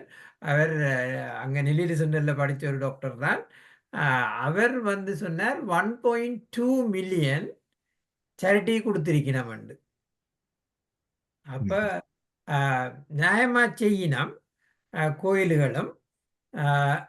இப்போ நீங்கள் பார்த்துருப்பீங்க சார், இந்த வாட்ஸ்அப் குரூப்புகளில் கோயில்களும் செய்யினம். ஆனால் அந்த அந்த இப்போ ஒரு கோயிலை கும்பாபிஷேகம் செய்கிறதுக்குண்டு ஒரு கோடிக்கணக்கில் காசு கொடுப்பினோம். அதே நேரம் ஒரு 1%ஓ 10% சுத்தர இருக்கிறார்களுக்கு கொடுக்கப்படுற இல்லை. அப்போ அது ஒரு பெரிய பிரச்சனை தான். ஆனால் அது நன்றாக வந்து கொண்டு இருக்குது. அது கட்டாயம் நீங்கள் சொன்ன மாதிரி எங்களோட சமயத்தில் இருக்கிறதே அந்த மற்றவர்களுக்கு உதவி செய்யணுமென்ற அந்த நோக்கம் குறைவாகத்தான் இருக்கு. நன்றி. இந்த இந்த உலகத்தில் இன்றைக்கு நாங்கள் வந்து கணக்க எதிர்பார்க்கிறோம், உலகத்துக்கு நாங்கள் செய்ய வேணும் என்று. ஆனால் நாங்கள் வந்து இந்த உலகத்துக்கு செய்யறதுக்கு எங்கள்கிட்ட வந்து அந்த கலாச்சாரம் இல்லை. இப்போ பலஸ்தீனிய மக்கள் அங்கே கஷ்டப்படுறாக்களுக்கோ, இல்லாட்டி மிடில் ஈஸ்டில் இருக்கிற வேறு பிரச்சனைகளோ, அல்லது ஆப்பிரிக்காவில் இருக்கிற பிரச்சனைகளோ, இல்லாட்டி சவுத் அமெரிக்காவில் இருக்கிற பிரச்சனைகளோடையோ நாங்கள் இணைந்து கொள்கிற ஒரு பழக்கம், அல்லது அந்த சமூகத்தோடு சேர்ந்து வேலை செய்கிற பழக்கம், அந்த கலாச்சாரம் இல்லாமல் இருக்குது. டாக்டர் புவி, நீங்கள் சொல்ல முடியுமா அந்த தடைகளை நாங்கள் என்னென்று கலாச்சார ரீதியில் வெல்றது? ஈவன் இலங்கையில் கூட நாங்கள் சிங்கள மக்களுடையோ முஸ்லிம் மக்களுடையோ ஒரு பொது வேலை திட்டம் என்றதை நாங்கள் செய்யறதுக்கு தயங்கி நிற்கிறோம். அப்ப இந்த தடைகளை நாங்கள் என்னென்று உடைக்கலாம் என்று நீங்க நினைக்கிறீங்க? இது மனித நேயம் என்று வரக்குள்ள இது நாங்கள் பாடசாலையில இருந்தே படிக்கணும்னு நினைக்கிறேன். எங்களோட சமயம் இது கலாச்சாரங்கள்ல சில மாற்றங்கள் இருக்கணும். என்னென்னு சொன்னால், நாங்கள் எங்களை பற்றியே தான் நாங்கள் சிந்தித்து கொண்டு வர்றது கூட. நாங்கள் ஒரு பாதிக்கப்பட்ட சமுதாயம். எங்களுக்கும் நாங்களும் 30 வருட கால சண்டையினூடாக ஓரினூடாக வந்த நாங்கள் எங்களுக்கான தேவை இன்னும் இருக்கிறது. ஆகவே நாங்கள் சேரிட்டி ஸ்டார்ட் அட் ஹோம்ன்ற மாதிரி நாங்கள் எங்களை முதல் பார்த்து கொண்டு தான் நாங்கள் அடுத்த இடத்துல போகலாம். ஆகவே எங்களோட தேவையை இன்னும் பூர்த்தி செய்யப்படாமல் இருக்கிற நேரத்தில் நாங்கள் மற்ற நாட்டுக்கு போகலாம் என்று சொல்றது கடினம். ஆனால் எங்களோட அடுத்த ஜென்ரேஷன் இங்கே பிறந்த வார பிள்ளைகள், செகண்ட் ஜென்ரேஷன் பிள்ளைகள் எல்லாம் மற்ற மற்ற நாடுகளுக்கு போய் செய்கிறார்கள். உண்மையாக அந்த ஹியூமானிட்டேரியன் என்று சொன்னால் இன மத சமய வேறுபாடுகள் இன்றி செய்வதுதான் உண்மையான ஹியூமானிட்டேரியன் வேலையர். ஆகவே நீங்கள் சொல்கிற அந்த கருத்து சரி. ஆனால் அந்த எங்களோட மனம் இன்னும் அவ்வளோத்துக்கு நாங்கள் இன்னும் பக்குவப்படையிலேன்னு சொன்னால் எங்களோட வீட்டிலே பிள்ளைகளுக்கு சாப்பாடு இல்லாமல் இதெல்லாம் இல்லாமல் இருக்கின்ற கௌரி இப்போ இப்படியான வேலையில் செய்யறதுக்கு காரணம் எங்களோட தேவை இன்னும் பூர்த்தி செய்யப்படவில்லை. ஆகவே எங்களோட வேலை திட்டத்தில் எங்களோட தேவைகள் பூர்த்தி செய்தால் தான் நாங்கள் அடுத்தது இதோட செய்யலாம். ஆனால் நீங்கள் சொல்கிற மாதிரி கட்டாயம் இணைப்பு தேவை. மற்றவருடைய அனுபவங்கள் இதுகளை வச்சு நாங்கள் கொண்டு போகணும். இப்போ ஐசிஆர்சி, ரெட் க்ராஸ் அப்படி இப்படியான ஆக்கள் வேறு இடத்துல செய்யணும். இப்போ மெடிசின்ஸ் அண்ட் வாலண்டியர்ஸ், டாக்டர்ஸ் எந்த நாட்டிலையும் போய் வேலை செய்கிறான். எங்களோட நான் இன்னும் அதுக்கே துணியவில்லை. நாங்கள் வயசு போயிட்டு அந்த இளம் பருவத்தில் நாங்கள் துணியாட்டமாக இருந்தோம் செய்தோம். இப்பொழுது நாங்கள் போய் அப்படியான யுத்த இடங்களில் வேலை செய்ய இன்னொரு நாட்டில் போகிறதுன்ட்டு சொன்னால் அவ்வளோத்துக்கு எங்களோட மனம் இன்னும் விட இல்லை. எங்களோட வீட்டுக்காரங்களே விட மாட்டாங்க. ஸோ இதுகளெல்லாம் தாண்டி வர்றதுக்கு அந்த மனிதாபிமானத்தின் அந்த உண்மையான கொள்கைகளை விளங்கினவர்கள் தான் அதை செய்யலாம் நினைக்கிறேன். நாங்களும் இப்படியானதில்லை எம்எஸ்எஃப், ஐசிஆர்சி அப்படியானதில்லை அந்த இதுகளில் போய் வெவ்வேறு நாடுகளில் வேலை செய்யலாம். அவர்களுக்கு நன்கொடையை கொடுக்கலாம். நாங்கள் தனி எங்களோட நாட்டுக்கு மட்டும் இல்லாமல் மற்றவர்களுக்கும் செய்யலாம். அப்படியான இதுதான் சரி என்று நீங்கள் சொல்றது மிகவும் பொருத்தமானது. நாங்கள் மற்ற மக்களோடையும் சேர்ந்து இயங்க வேணும். மற்ற மற்ற கஷ்ட துன்பங்களை நாங்கள் பங்குபற்ற வேணும் என்றுதான் நாங்கள் நினைக்கின்றோம். உங்களுடைய கருத்துகளுடன் இப்ப சவுத் ஆப்பிரிக்காவுடைய சில முயற்சிகளை பார்க்கும்போது அவர்கள் பலஸ்தீன பிரச்சனைக்கு பெரிய ஆதரவாக நடந்து கொள்ற விதத்தை பார்க்கும் பொழுது அவர்கள் சொல்றார்கள், தங்களுக்கு பிரச்சனை இருக்கும் பொழுது அந்த பலஸ்தீனியர் தாங்களும் பிரச்சனை படக்குள்ள அவங்க செய்த உதவிகளுக்கு பிரதி உத்தாரமாகத்தான் இந்த வேலையில் செய்யறாங்கள் என்று அந்த அந்த நாங்க எங்கட தேவைகள் எப்பவும் பூர்த்தி ஆகும் என்று நான் நினைக்க இல்லை. எங்களுக்கு நாடு கிடைச்சால் கூட அது பூர்த்தியாகும் என்று நான் நினைக்க இல்லை. அப்ப இந்த நேரத்துல இந்த அவதி ஒரு நேரத்துல எந்த மாதிரியான ஒரு சகோதரத்துவ உறவுகளை நாங்கள் வளர்த்தெடுக்கலாம் என்றதை எங்களோட கலாச்சாரத்துக்குள்ள உள்வாங்கிறத பற்றி நீங்க நினைக்கிறீங்களா? ஏனென்றால் இன்றைக்கு நாங்கள் இங்கிலாந்தில் சந்திக்கும் செகண்ட் ஜெனரேஷன் இங்கு பிறந்து வளர்ந்தவர்களுடைய உலக பார்வை மிக வித்தியாசமாக இருக்கிறது. அவர்கள்ட்ட நிறவரியில் வித்தியாசங்கால நாங்கள் அவங்கள்ட்ட படிக்க வேண்டி இருக்குது. அவங்க சூஸ் பண்ணக்குள்ள இப்போ சேவை செய்யறதுக்கு அவங்க ஆப்பிரிக்காவை சூஸ் பண்ணக்குள்ள எனக்கு ஆச்சரியமா இருக்கும். என்னென்று ஒரு சம்பந்தப்படாத ஒரு நாட்டுக்கு போறாங்களேன்னு. வியட்நாமுக்கு போறத பார்த்துருக்கேன் பிள்ளைகளிங்க. அப்ப இந்த விஷயங்களை பார்க்கும் பொழுது எனக்கு நாங்கள் திருந்த வேண்டிய அல்லது இதெல்லாம் நீங்க சொன்ன மாதிரி பள்ளிக்கூடத்துல இருந்து ஆரம்பிக்க வேணும் என்றால் எங்களோட சிலபஸுக்குள்ள அதை உருவாக்க வேணுமா, இல்லாட்டி இன்றைக்கு இந்த நிலையிலிருந்து நாங்கள் வேற முயற்சியில முன்னுக்கெடுக்கலாமா என்றதை பற்றி உங்களோட அபிப்பிராயம் என்ன டாக்டர்? இந்த எதுலேயும் ஒருவன் பர்சனாலிட்டி சைக்காலஜி எல்லாம் ஆரம்பிக்கிறது இளம் வயதில் 20, 22, 25 வயசுன்னு சொன்னார்கள். அதற்கு பிறகு இப்போ நாங்கள் சுடுகாடு போகிற நேரத்தில் மாற்றங்களை கொண்டு வரலாம்ன்ட்டு எங்களுக்கு மாற்றம் கொண்டு வர இயலாது நான் நினைக்கல. ஆனால் ஒரு சிந்தனைகளில் மாற்றம் பெறணும். ஆனால் நாங்கள் எங்களோட பிள்ளைகளை என்றாலும் அதுக்கு வழிகாட்ட வேணும். பிள்ளைகள் அப்படியான இடத்துக்கு போகும்பொழுது நாங்கள் அதற்கான அனுமதியை கொடுக்கக்கூடிய அந்த பக்குவம் என்றாலும் வர வேண்டும் என்று தான் நான் பார்க்குறேன். இப்போ எங்களில் மாற்றத்தை கொண்டு வரதை விட நாங்கள் எங்களுடைய அடுத்த சமூகத்தில் எங்களுடைய அடுத்த சமுதாயத்தில் மாற்றத்தை கொண்டு வரலாம் என்பது நான் பார்க்கக்கூடியது. இதில் கணக்க இப்படியான இதுகள் உண்மையாக தொண்டர்களாக போகிறவர்கள் எதுவித எதிர்பார்ப்பும் இல்லாமல் போகிறார்கள். ஆனால் இந்த பெரிசாக நடக்கப்படுகின்ற இடங்கள்ல வந்து அரசியல் பின்னணியில் கணக்கு இருக்கிறதாக தெரிகிறது. நான் இப்ப இந்த டிசாஸ்டர் எமர்ஜென்சி கமிட்டியில் பார்த்தால் கிட்டத்தட்ட 77 அப்பீல்ஸ் போட்டிருக்கிறார்கள் அந்த ஆரம்பித்த காலத்துல இருந்து. இப்பொழுது காசாவில் நடக்கிறது இன்னும் ஒரு அப்பீல் போட இல்லை. காசாவில் ஒரு மிகப்பெரிய அவலம் நடந்து கொண்டிருக்கிறது. ஆனால் யுக்ரைனுக்கு செய்து கொண்டிருக்கிறார்கள். யுக்ரைன் வந்து அது வந்து பிரித்தானியா ஒரு இது போராட்டம் போருக்கான ஆதரவு இருக்குது. ஆனால் அதை விட மிகவும் கொடுமையான இது நடக்கிறது காசாவில். அதுக்கு டிசாஸ்டர் எமர்ஜென்சி கமிட்டி சப்போர்ட் கொடுக்கல இல்லையா? அதே மாதிரி நான் ஐசிஆர்சி ரெட் கிராஸோட வேலை செய்திருக்கிறேன் இலங்கையில் அந்த காலத்தில். அப்போ நான் அந்த 1987ஆம் ஆண்டு சமாதான ஒப்பந்தத்தின் பின்னர் ஐசிஆர்சி இந்தியன் ரெட் கிராஸ் வந்து பெரிய அளவில் வேலை செய்தவர்கள். நான் அவர்களுடன் க்ளோஸாக வேலை செய்திருக்கிறேன். இந்த உணவு விநியோகம் எல்லா கேம்பளையும் கொண்டே கொடுத்துனாங்க. அப்போ நாங்கள் ஜஃப்னா யூனிவர்சிட்டி அதில் முக்கியமான ரோல் எடுத்தது ஸ்டூடெண்ட்ஸ் இந்த இதில்.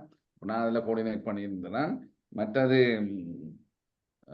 பூசா கேம்ப்ல இருந்து அந்த அந்த பிடித்த இந்த கைதிகள் கணப்பேரை கொண்டு ஷிப்பில் கொண்டு கேகேஸில் அங்கே நான் அவைகளோட போனேன். அவையிலெல்லாம் அதில் வந்து பார்த்த இடத்துல அவையில் என்ன மாதிரி தமிழ் மக்கண்ட நிலைமையில் இருக்கிறது என்ற ஒரு ஸ்பை பண்ணுற மாதிரியான ஒரு கட்டத்தில் நான் ரெட் கிராஸ் அனுப்பின மாதிரியான எனக்கு ஒரு ஃபீலிங்ஸ் இருந்தது. அவங்க வந்து நிலைமைகளை ஆராய்வதாக அப்படியானது இதில் இந்த தொண்டு நிறுவனங்களுக்குள்ளாலே அப்படியான வேலைகள் சிலதில் நடக்கிறதாலையும் சில பிரச்சனைகள் இருக்குது, சந்தேகங்கள் இருக்கிற அந்த அரசாங்கங்கள் ஒரு சந்தேகத்தோட பார்க்கறதும் இருக்கிறது. அவை நாங்கள் அந்த பெரிய இதெல்லாம் விளங்கி கொண்டு அந்த தொண்டு நிறுவனத்தின் தொண்டர்களாக வேலை செய்கிறவர்கள் உண்மையாக அவர்கள் சொல்கிறார்கள் இம்பார்ஷியாலிட்டி, நியூட்ரலிட்டி அப்படியான இந்த ஒன்றும் இல்லாமல் நாங்கள் நியூட்ரலாகத்தான் வேலை செய்யணும் இருந்தால் தான் இந்த இதுகள் இல்லாமல் இருக்கலாம். இல்லாட்டில் இலங்கையில் TR 7 volunteers 17 action against hunger volunteers எல்லாம் அரசாங்கம் கொலை செய்த பொழுதும் அதற்கான நீதி இன்னும் கிடைக்கவில்லை. அதெல்லாம் ஒரு அரசியல் நோக்கத்தில் செய்யப்பட்டது. ஆகவே நாங்கள் அந்த எங்கட நாட்டில் போய் எங்கட பிள்ளைகள் வேலை செய்கிறத விட இன்னொரு நாட்டில் போய் வேலை செய்யலாம், அந்த லோக்கல் பொலிட்டிக்ஸில் அம்பிடாமல் வேலை செய்யலாம்ன்றது இருக்குது இல்லையா சார்ஸ்? நான் என்னுடைய அனுபவத்தின்படி இப்ப நான் புயல் ஒருக்கா கிழக்கு மாகாணத்தில் நடந்தது 78ஆம் ஆண்டு. அப்ப இங்க இங்கிலாந்துல இருந்த அந்த நேரம் நான் அங்க போயிருக்கும் பொழுது அங்க செய்த முழு வாலண்டியர் ஒர்க்கும் வந்து யாழ் பல்கலைக்கழகத்தில் இருந்து வந்தவர்கள். யாழில் இருந்தான் முதல் பஸ் வந்திருந்தது, லாரி வந்திருந்தது, உணவுகள் வந்திருந்தது. அப்ப இளைஞர் பேரவை அமைப்பை சேர்ந்தவர்கள் ரோடெல்லாம் கிளியர் பண்ணி கொண்டு வந்திருந்தார்கள். நான் அங்க போன பொழுது பார்த்தால் குட்டிமணி, தங்கத்துறை அவர்கள் கூட அங்கு நின்று வேலை செய்கிறார்கள். பார்த்தால் பிரபாகரனும் வந்து யாரு பரந்தன் ராஜனாக்களோட கேம்ப்ல இருந்து வேலை செய்து கொண்டிருக்கிறார். அப்ப அந்த நேரத்துல அந்த போராட்டத்தில் இருந்த மனிதத்துவம், அந்த மனித நேயம், இதுகளெல்லாம் வந்து அப்படியான ஒரு கலாச்சாரம் ஒன்று இருந்தது. ஆனால் அது பிறகு ஒரு போர் சூழ்நிலையில அதுகள் வந்து தானாக அழிபட்டு போன மாதிரி போயிட்டது. ஆனால் அந்த தலைவர்கள் இருக்கும் பொழுது, அந்த யாழ் சமூகம் வந்து இருக்கும் பொழுது கிழக்கு மாகாணத்துக்கும் வடக்கு மாகாணத்துக்கும் இருந்த ஒரு பிரிவினை கூட அதால போச்சுது. அங்க இருக்கிற ஸ்டூடெண்ட்ஸை படிப்பிச்சது வந்து ஜஃப்னா யூனிவர்சிட்டி ஸ்டூடெண்ட்ஸ், இல்லாட்டி ஜஃப்னா இருந்து வந்து டீச்சர்ஸ் தான். நாங்கள் வந்து ப்ரைவேட் கிளாஸஸ் எல்லாம் ஸ்டார்ட் பண்ணி ஒரு டியூஷன் கல்ச்சரை கொண்டு வந்துட்டாங்களன்ற ஒரு பிரச்சனையும் இருக்குது. ஆனால் அதை ஆரம்பித்த விதம், எந்த பாரபட்சமின்றி இந்த செய்த விதங்கள் எல்லாம் வந்து ஒரு மனித நேயத்தை நிலைநாட்டுற மாதிரி அதில் இருந்தது.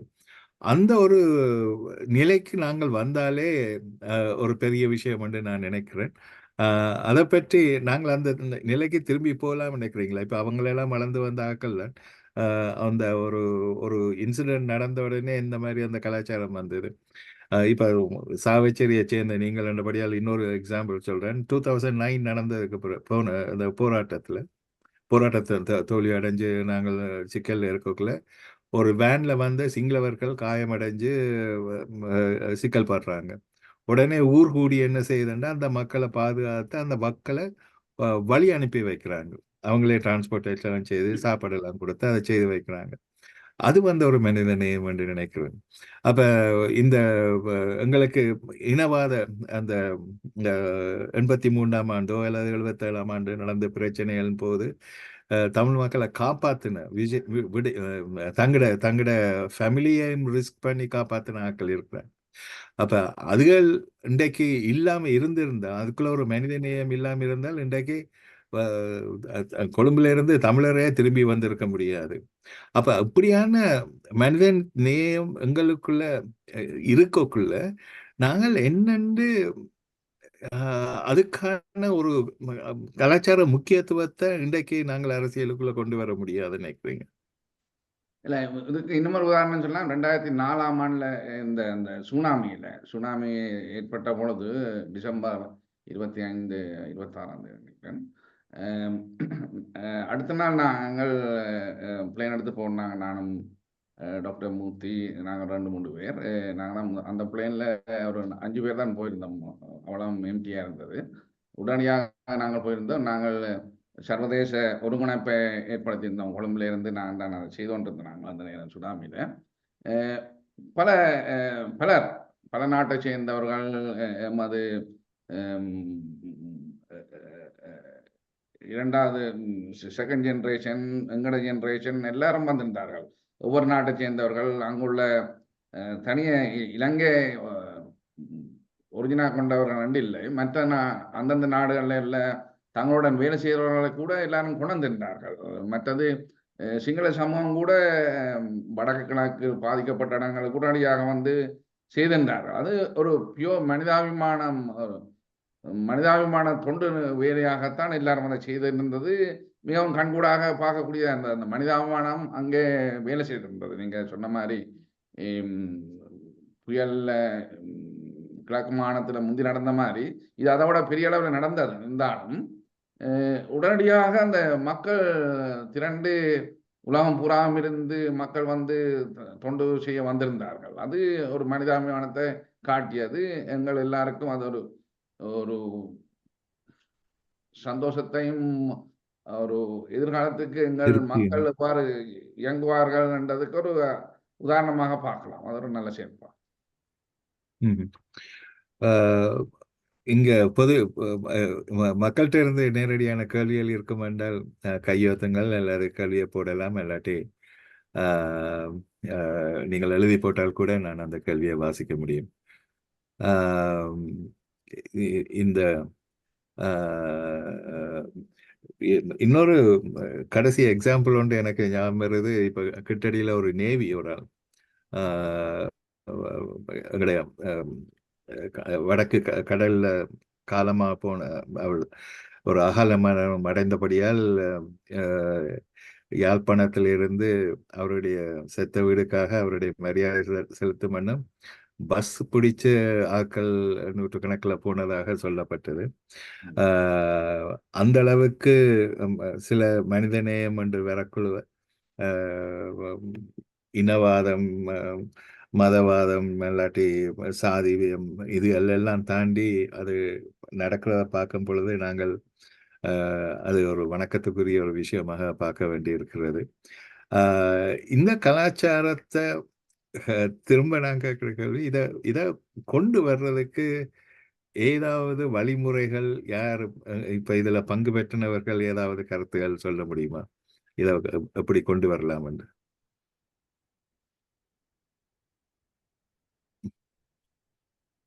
வணக்கம் எல்லாருக்கும். நான் என்ன சொல்லுவேன்னு எல்லாருக்கும் தெரியும். ஆன்மீகம்தான் இதுக்கு எல்லாத்தையும் ஒன்று சேர்க்கும். ஆன்மீகம் ஒவ்வொருத்தரும் தங்கட சமயத்தில் இருந்துண்டு கூடுதலாக ஆன்மீகத்தில் ஈடுபட்டா அது கிடைக்கும். அதோட எந்த சமயம் என்றாலும் யோகா செய்தா இது கட்டாயம் நடக்கும். அது நான் இதை உணர்றேன். என்னை பொறுத்த வரையும் எந்த எனக்கு என்ன நடக்கணுமோ அதுகள் தானாகவே நடந்து கொண்டிருக்குது. எங்கே போனாலும் எதையும் நான் செய்யக்கூடியதா இருக்குது. என்ன நாடியாக்கள் வந்து உதவி செய்யறதுக்கு கேட்கினான். அப்ப அப்படி அது நடக்கிறதுக்கு காரணம் ஆன்மீகம்தான். உங்களுக்கு முதலே சொல்லியிருப்பேன், இந்த குரு வந்து சத்குரு. இன்றைக்கு எத்தனையோ மில்லியனான ஆட்களுக்கு உதவி செய்து கொண்டிருக்கிறார் அவர். அப்ப அதுக்கு காரணம் ஆன்மீகம். அப்ப எங்கே என்றாலும் என்னத்துக்கும் உண்மையான ஆன்மீகம் வந்து கட்டாயம் எல்லாரையும் ஒன்று சேர்க்கும். யோகான்றதே ஒன்றுதான் அதுக்கு காரணம். யோகா ஒன்றுன்னேக்க எல்லாரையும் ஒன்றா சேர்க்கிறது தான் யோகாசனம். மற்றது ஆன்மீகம். அது எனக்கே நான் வந்து 55 வயது மளவும் ஓஎல் சமயத்தோட தான் இருந்தேன். 55 வயதுல எனக்கு ஒர்க்ல கிரைசிஸ் வந்தது. அதோட சத்குருவை ஃபாலோ பண்ணினான். அதுக்கு பிறகுதான் சமயத்தை பற்றி படித்தது முழுக்க நான். அப்ப சமயத்தை உண்மையா ஒழுங்கா வடிவா படிச்சால் ஒரு வகையான பிரச்சனையும் இருக்காது, காசாவும் இருக்காது, எங்கட தமிழர் சிங்கள பிரச்சனையும் இருக்காது. அதுதான் ஒரு முடிவு. உலகத்துக்கே ஒரு முடிவுண்டா ஆன்மீகமும் யோகாசனமும் தான். வணக்கம். நன்றி. காந்தி அவர்களை உங்கள்கிட்ட கேட்ப வேண்டிய நினைக்கிறேன். உங்களுடைய கருத்துகள் இதில் சொல்ல முடியும்? சின்ன நான் வந்து ப்ரீஃப் பண்ணி போட்டு, ஏன்னா கௌரியும் கோஆர்டினேஷன் செய்கிறது மாகாண ரீதியாக எந்த வடமாகாணம் மட்டுமண்டில்லை, திருவோணமலை, மலையகம், மன்னார், வவுனியாண்டு ஒவ்வொரு மாவட்டத்தையும் இணைச்சு அங்கே செய்கிற வேலைகள் திருப்பி நடக்கக்கூடாதுன்ற ஒரு நோக்கத்துக்காண்டி தான் அவன் செய்து வர்றான். அதை நிப்பாட்டிட்டு அதை சொல்லிக்கொண்டு இந்த யோகி இவர் சொன்ன மாதிரி திருமந்திரத்திலேயும் சொல்லி இருந்தான், ஆர்க்கும் இடுமின் அவர் இவர் என்ற இல்லாமல் அது வந்து காக்கை கரைந்துண்ணும் காலம் அருமினி என்ற மாதிரி காகம் சாப்பிடல தனியா சாப்பிடல, எல்லாரோடையும் சேர்ந்துதான் சாப்பிடும். அப்ப நாங்க அறத்தை இதண்டேக்கல சமயத்தோட சேர்ந்து வரையக்கல அந்த இது வரும். ஆனால் நான் இப்ப பாக்குற சில சேரிட்டிஸை யோசிக்கல எல்லாரும் இப்ப எங்களோட சைவமுன்னேற்ற சங்கத்திலேயும் நேபாள் இது அப்பீல், டர்க்கி அப்பீல் என்று நாங்கள் எங்கள்ட மக்கள்கிட்ட கோயிலால கொடுக்கல. ஆனா மக்கள்கிட்ட அந்த நேரம் கேட்டு வேண்டி நாங்கள் அந்த அப்பீலுக்களால கொடுத்திருக்கிறோம். அதே மாதிரி ஆனா புவி சொன்ன மாதிரி எங்களுக்கு தேவை இருக்கேக்க நாங்கள் மற்றாக்களுக்கு கொண்டே கொடுக்கறது முடியுமா? ஏன்னா எங்களுடைய ஆக்கள் எந்த நாளுமே பசியில இருக்கேக்கல நாங்கள் ஒரு ஒரு ஒரு குறிப்பிட்ட ஒரு இது வரையக்குல மட்டும் கொடுக்கணுமென்ற இது மனப்பான்மையில எல்லாருக்கும் செய்ய விருப்பம். ஆனா இந்த காசை அங்க கொடுக்கலாமே, அங்க கால் இல்லாம இருக்கிறான், அங்க சாப்பாடு இல்லாம இருக்கிறான். அந்த நேரம் நாங்க இப்ப 5000 பவுண்ட்ஸை சேர்த்து டர்க்கிக்கு கொடுக்கணுமோ வேறு நாடுகள் கொடுக்குமென்ற அந்த ஒரு சிக்கலுக்குள்ளே நாங்க நிக்கிறோம்.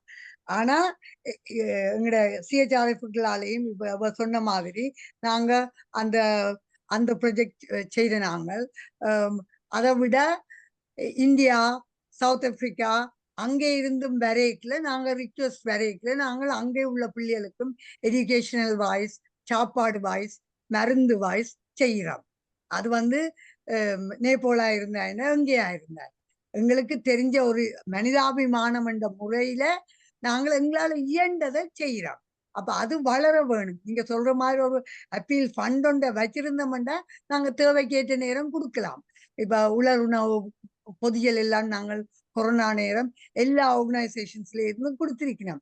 ஆனா கோயில்கள்ல அந்த கோயிலுக்கு பெயிண்ட் அடிக்கிறதுக்கு கொடுக்குற காசை விட சாப்பாட்டுக்கு கொடுத்தா இன்னும் நல்லதுன்ற ஒரு தரப்பு இனர் அதை சொல்லினோம். அது ஏன்னா கோயிலுக்கு நீங்க உங்களோட குலதெய்வத்தின் கோயிலை நாங்க நிலைப்படுத்தணும்னுட்டு பெயிண்டி அடிக்கிறீங்க. ஆனா அதே நேரம் அந்த ஊர்ல உள்ள சனங்களுக்கு ஒரு சாப்பாட்டை கொடுத்தா இன்னும் நல்லா வரும். என்ன அந்த வெள்ளிக்கிழமைகள்லயோ அமாவாசை பௌர்ணமி நேரங்கள்லயாவது அதில் ஒரு வயிறு குளிர செய்யணும். எங்களுடைய சைவமுன்னேற்ற சங்கத்திலேருந்து யோகால இருக்கிற அந்த இளம் அந்த ஒளிர் வட்டமண்ட இதுக்களால நாங்க கட்ராக்ட் அது செய்யறோம். அதே நேரம் இங்கே உள்ள ஹோம்லெஸ் ஆக்களுக்கும் நாங்கள் சாப்பாடு கொடுக்குறோம். கோவிட் நேரம் நாங்க ஹாஸ்பிட்டல்ல வேலை செய்யற ஸ்டாஃபுக்கு கூடி அதற்கு நேரத்துக்கு போய் சாப்பிட நேரம் இல்லாம இருந்த நேரம் நாங்க அவைகளுக்கு சாப்பாடு பண்ணி கொண்டே கொடுத்து டிஸ்ட்ரிபியூட் பண்ணியிருக்கிறோம். அப்ப இது ஒரு மனிதநேயத்தோட சேர்ந்ததுன்றதை நாங்கள் தண்டிச்சு செய்ய பார்க்கிறோம். ஆனா எங்களோட ஊர்ல உள்ள பிரச்சனை முக்கியம் மேலோங்கி நிற்கிறபடியால அதை முதல் செய்யணும்ன்ற ஒரு ஆர்வம் எல்லாருக்கும் இருக்கு.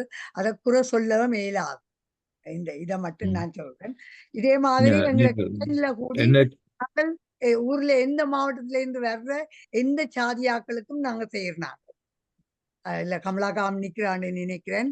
அப்ப எங்கே இருந்து வந்தாலும் மதவாச்சியில இருந்து ஒரு சிங்கள ஆள் வந்து தேன்ல பிரயோசனம் எடுக்க போறாரு என்றால் அவருக்கும் நாங்க இடம் கொடுக்கிறோம். நாங்கள் எல்லாம் கேம்ப்ல நின்று வந்த ஆக்கள், எங்களுக்கு சிங்களாக்களும் உதவி செய்தபடியால் தான் இன்றைக்கு உயிர் தப்பி நிற்கிறோம். அப்ப நாங்கள் தனிப்பட்ட முறையில் என்று இல்லாமல் கொஞ்சம் வளர வேணும். ஆனா யங்கர் ஜெனரேஷன் வடிவா செய்யணும். தங்களால் இயன்ற இதை யார் என்று பார்க்காம செய்யணும். நன்றி. நன்றி. நீங்கள் அந்த NHSக்கு தமிழர்கள் செய்ததும் வேன் நிரம்ப உணவுகள் கொண்டு போய் ஒவ்வொரு நாள் டிஸ்ட்ரிபியூட் பண்ண விதங்கள் எல்லாத்தையும் பார்க்கும்பொழுது நீங்கள் அதை நினைவுபடுத்தினதுக்கு நன்றி. அந்த அதே மாதிரி நாங்கள் சில வசதிகள் இலங்கையில் செய்யும் பொழுது எங்களுக்கு அப்பாற்பட்ட சில இடங்களுக்கும் நாங்கள் அதை வந்து கொடுக்க வேண்டிய சந்தர்ப்பம் வந்தபோது நாங்கள் கொடுத்தோம். TRO வந்து செய்த வேலைகள் வந்து பாராட்டத்தக்கது. அந்த விஷயங்களையும் வந்து நாங்கள் இந்த நேரத்தில் நினைவு கூற வேண்டியிருக்குது. அதே மாதிரி நான் இப்போ டாக்டர் புவியாக்களோட நாங்கள் பழகும் பொழுது அவர் செய்த விஷயங்களை பார்த்தேன். உதாரணத்துக்கு முள்ளிவாய்க்கால் நேரங்களில் கடைசி நேரங்களில் குப்பி அடிக்க வலுக்கேட்டவர்களை அவர் உயிரை காப்பாற்றின விதம் வந்து அவர் டாக்டர் என்ற முறையில் அவருக்கு உயிரை காப்பாற்றுறது அவரோட பிறந்த ஒரு விஷயமா இருக்கலாம். ஆனால் நான் நினைக்கிறேன் அவர் அதை மீறி அந்த உயிர்களை காப்பாற்றினது மாத்திரமல்ல, அவர்களுடைய நலன்களையும் தொடர்ந்து கவனித்த விதத்துக்கு நான் நினைக்கிறேன் சமூகம் அவருக்கு நன்றி கூற வேணும். நன்றி டாக்டர். உங்களுக்கு இதனால் நான் நன்றி கூறுறதுக்கு ஒருவரும் இருந்திருக்க மாட்டாங்க. உங்களுக்கு இந்த நேரத்தில் அதை ஞாபகப்படுத்தி உங்களுக்கு நன்றி கூறுகிறேன். அதே வேளையில் நாங்கள் இன்னொரு முக்கியமான ஒரு ஈவெண்ட் ஒன்று நடந்தது. 2009 மணிக் ஃபார்முக்கு எங்களோட மக்களை கொண்டு வந்துட்டாங்களே எல்லாரையும். வந்த நேரம் எங்களோட மக்கள்கிட்ட உடுப்புகளே இல்லை, சரியா, உணவில்லை, அப்படியான பிரச்சனைகள், பெண்களுக்கு தேவையான சானிட்டரி இதுகள் ஒன்றும் இல்லாமல் இருக்கக்குள்ள எங்களுக்கு இதை பற்றி ஒரு அப்பீல் ஒன்று வந்த பொழுது எங்களுக்கு அதை கொண்டு போய் கொடுக்கறதுக்கான வசதி இல்லை. ஆனால் முதல் அதை ரெஸ்பாண்ட் பண்ணினது ஒரு பேப்பர்லேயும் வராத ஒரு விஷயம், யாரும் அதை பற்றி அலட்டி கொள்ளவும் இல்லை. காத்தங்குடியில் இருந்த முஸ்லீம்ஸ் தான் கொண்டு போய் கொடுத்தவங்க. அது எங்களுக்கு அதை கதைக்கிறதுக்கான சான்ஸ் வரையில். ஆனால் அந்த முஸ்லீம்ஸ் கொடுத்ததுக்கு பிறகு நாங்கள் அந்த வழியை பாவிச்சு பிறகு நாங்கள் இங்கேருந்து தமிழ் ஹெல்ப் ஆர்கனைசேஷன் THO அந்த வசதிகள் என்ன மாதிரி நடந்ததோ அதை செய்கிறதுக்கு தனி பெண்கள் மாத்திரம் பர்டிகுலர்ல இருந்து போய் அவங்க செய்த முறையின்படி வெவ்வேறு இடங்கள்ல இருந்து சப்ளை எடுத்து ஒரு வீட்டில் இரவு முழுக்க இருந்து பேக் பண்ணி அடுத்த நாள் மார்னிங் கொண்டு போய் இந்த மணிக் ஃபார்முக்கு கொடுக்குறாங்க. அப்போ இப்படியான விஷயங்களை நாங்கள் மற்ற சமூகத்திட்ட இருந்தும் நாங்கள் படிக்கிறோம். மற்ற சமூகங்கள் செய்த பிறகு அவங்களுக்கு அந்த சொல்ற பழக்கங்கள் இல்லாமல் இருக்கிறதுக்கான காரணம் என்ன, அவங்களோட சமய கலாச்சாரம் அப்படி அது செய்ததை சொல்லக்கூடாதுன்றது. அப்போ இப்படியான விஷயங்களும் நடந்து இருக்குது. இதுகளையும் வந்து நாங்கள் பாராட்ட வேணும். ஏனென்றால் அந்த காத்தங்குடி சமூகம் அதை செய்கிறது வந்து எங்களால் நம்ப முடியாமல் இருந்தது. அப்படியான அந்த அளவுக்கு நாங்கள் குறிப்பிட்டு சொல்ல வேண்டிய ஒரு விஷயம் அது. மற்றது இந்த ஒவ்வொரு ஆளும் வந்து இப்ப யாரு மதர் தெரேசா சொல்லும் பொழுது உங்களால செய்ய கூடியமானதை செய்யுங்கோ, அதை வந்து இன்றைக்கே செய்யுங்கன்றது. அப்படியான ஒரு எண்ணத்தோட தான் நாங்கள் எங்களோட எண்ணங்களையும் கலாச்சாரங்களையும் கொண்டு போக வேண்டும் நினைக்கிறேன். இதில் நாங்கள் போக முதல் கௌரி வந்து அவருடைய தொடர்பு இலக்கத்தையும் திறந்தால் மிடுக்கு பற்றியும் அவர் கூறியிருக்கிறார். மேற்கொண்டு நீங்கள் அவருடன் சேர்ந்து பயணிக்க விரும்பினால் தயவு செய்து பயணிக்கவும். இது டாக்டர் கமலா அருணாச்சலம் வந்து டாக்டர் சார்ல்ஸ் தங்கராஜா கை வச்சிருக்காரு. எனக்கு தெரியல, தயவு செய்து நீங்கள் எல்லாம் சொல்றீங்களா? தங்கராஜா, நீங்க உங்களோட கருத்தை சொல்லலாம். இது டாக்டர் கமலா அருணாச்சலம் வந்து ஏதாவது கேட்க போறீங்களா? நீங்க டாக்டர் பரமநாதன் போட்டிருக்கிறீங்களா? எனக்கு அதை பற்றி விளக்கம் ஒன்றும் இல்லை. நீங்கள் ஏதாவது சொல்ல போறீங்களா? வணக்கம். இல்ல அது ஈலிங் டாக்டர். ஓகே ஓகே, நன்றி நன்றி. ஓகே, வேறு யார்டைம் கருத்துகள் இல்லாவிடில் நாங்கள் இன்னும் ஒரு நிமிடம் திரு தங்கராஜ் அவர்களுக்காக காத்திருப்போம். நான் இதில் அந்த நேரத்தை பயன்படுத்தலாம் யோசிக்கிறேன். என்னென்றால் உண்மையா எங்களோட செகண்ட் ஜெனரேஷனை நாங்கள் எங்களோட நாட்டோட தொடர்படுத்த வேண்டும் என்றது ஒரு முக்கியம். அப்போ அது இப்போ நாங்கள் மனிதாபிமான அடிப்படையான வேலை திட்டங்களாக இருந்தாலும் சரி, அல்லது ஏதாவது ஒரு வகையில் அவர்களை இணைச்சு கொள்வதும் இம்பார்ட்டன்ட். ஏனென்றால் எங்களுக்கு பிறகு அங்கே தொடர்ந்து ஒரு எங்களோட நாடு எங்களோட ஊர் என்று போகிறதுக்கு அவர்களை நாங்கள் இணைச்சு கொள்ள வேண்டும். அந்த ரீதியிலும் நாங்கள் ஏதாவது ஒரு அவர்களை முன்படுத்தி சில விஷயங்களை மனிதாபிமான அடிப்படையில் இன்றைக்கவே இணைகிறது கூடவே இருக்கும். இப்போ மற்ற இதுகளை விட என்னடா இப்போ நீங்கள் சொல்கிற மாதிரி வெளிநாடுகளுக்கு எல்லா நாட்டிலையும் போய் நம்ம இப்போ இந்த பிள்ளைகளும் கேட்டால் அவைகளுக்கு பாரபட்சம் இல்லை, எல்லாம் ஒரே விதமாக தான் இருக்கும். இப்போ எங்களுக்கே அது பழகி போச்சு. இப்போ எனக்கு வெள்ளக்காரனை கண்டால் உண்டு தான், காப்பியை கண்டால் உண்டு தான். எனக்கு அந்த வந்த காலத்தில் இருந்த இது இல்லை, எனக்கு கண்ணில் அவ்வளோ தெரியறே இல்லை. அவையில கதை கேட்க கூட எனக்கு மேதில் படுறே இல்லை, இன்னொரு ஆளோட கதைக்கிறேன்ண்டு. அப்போ அந்த நாங்களே அப்படி மாறிக்கொண்டு வரைக்கும் அவைகளுக்கு அந்த தன்மை இருக்குது. ஆனாலும் நாங்கள் அந்த தாய்நாட்டு பாசத்தை உருவாக்க வேண்டும். அந்த நாட்டுக்குள்ள அவையில காருண்ய வேலைகளையும் செய்யறதுக்கு நாங்கள் ஊக்குவிக்க வேண்டும். அது ஒரு முக்கியமான ஒரு விஷயம் என்றது நான் இதன்றதை எப்படியாவது ஒரு வகையில் நாங்கள் முயற்சி செய்கிறோம். 2 நாள் முடக்கும் அதால் கூட அவர்களோட வேலை செய்கிறது கூட அவர்களை ஏதாவது வகையில் இணைத்துக் கொள்றதில்லை. இன்றைக்கு வந்திருக்கணும்னு நினைக்கிறேன் 1-2 பேர். ஆனால் அது ஒரு தேவை இருக்குது. இப்போ நான் இந்த முறை போயிட்டு வந்தேன், நான் அதையும் பதிவிடுறேன். நாங்கள் நிற்கிற மாதிரி அங்கே வேறுபட்ட மக்கள் நிற்கிறதுண்டோ அல்லது பிரதேசவாதமோ அப்படிலாம் நான் பார்க்கல. மற்ற நான் இப்போ இந்த இதில் காந்தியக்கா சொன்ன மாதிரி ஒரு எல்லா மாவட்டத்துக்குமான கூட்டங்கள் நிறைவேற்றிட்டது. ஒரு ரவுண்ட், அடுத்த ரவுண்ட் ஸ்டார்ட் பண்ண போகிறோம். ஆனால் யாருக்குமே எந்த பாகுபாடுமே இல்லாமல் தான் பிளங்கினோம். பலமான ஒரு ஒற்றுமையும் பிணைப்பும் இருக்குது. முந்தைய போல இல்லை, நிறைய மாற்றம் இருக்குது. நான் அங்கே ஊருக்கு போய் பார்க்க நிறைய மாற்றம், நல்ல விதமான நிறைய மாற்றம் இருக்குது. மற்ற பிள்ளைகள் வேலை செய்யறதுக்கும் ரெடியா இருக்கணும். இளைஞர்கள் எல்லாம் கூடாண்டு சொல்றதுக்கோ வேலை இல்லாம காசு எடுக்கிறது பாக்குறோம் இல்லை.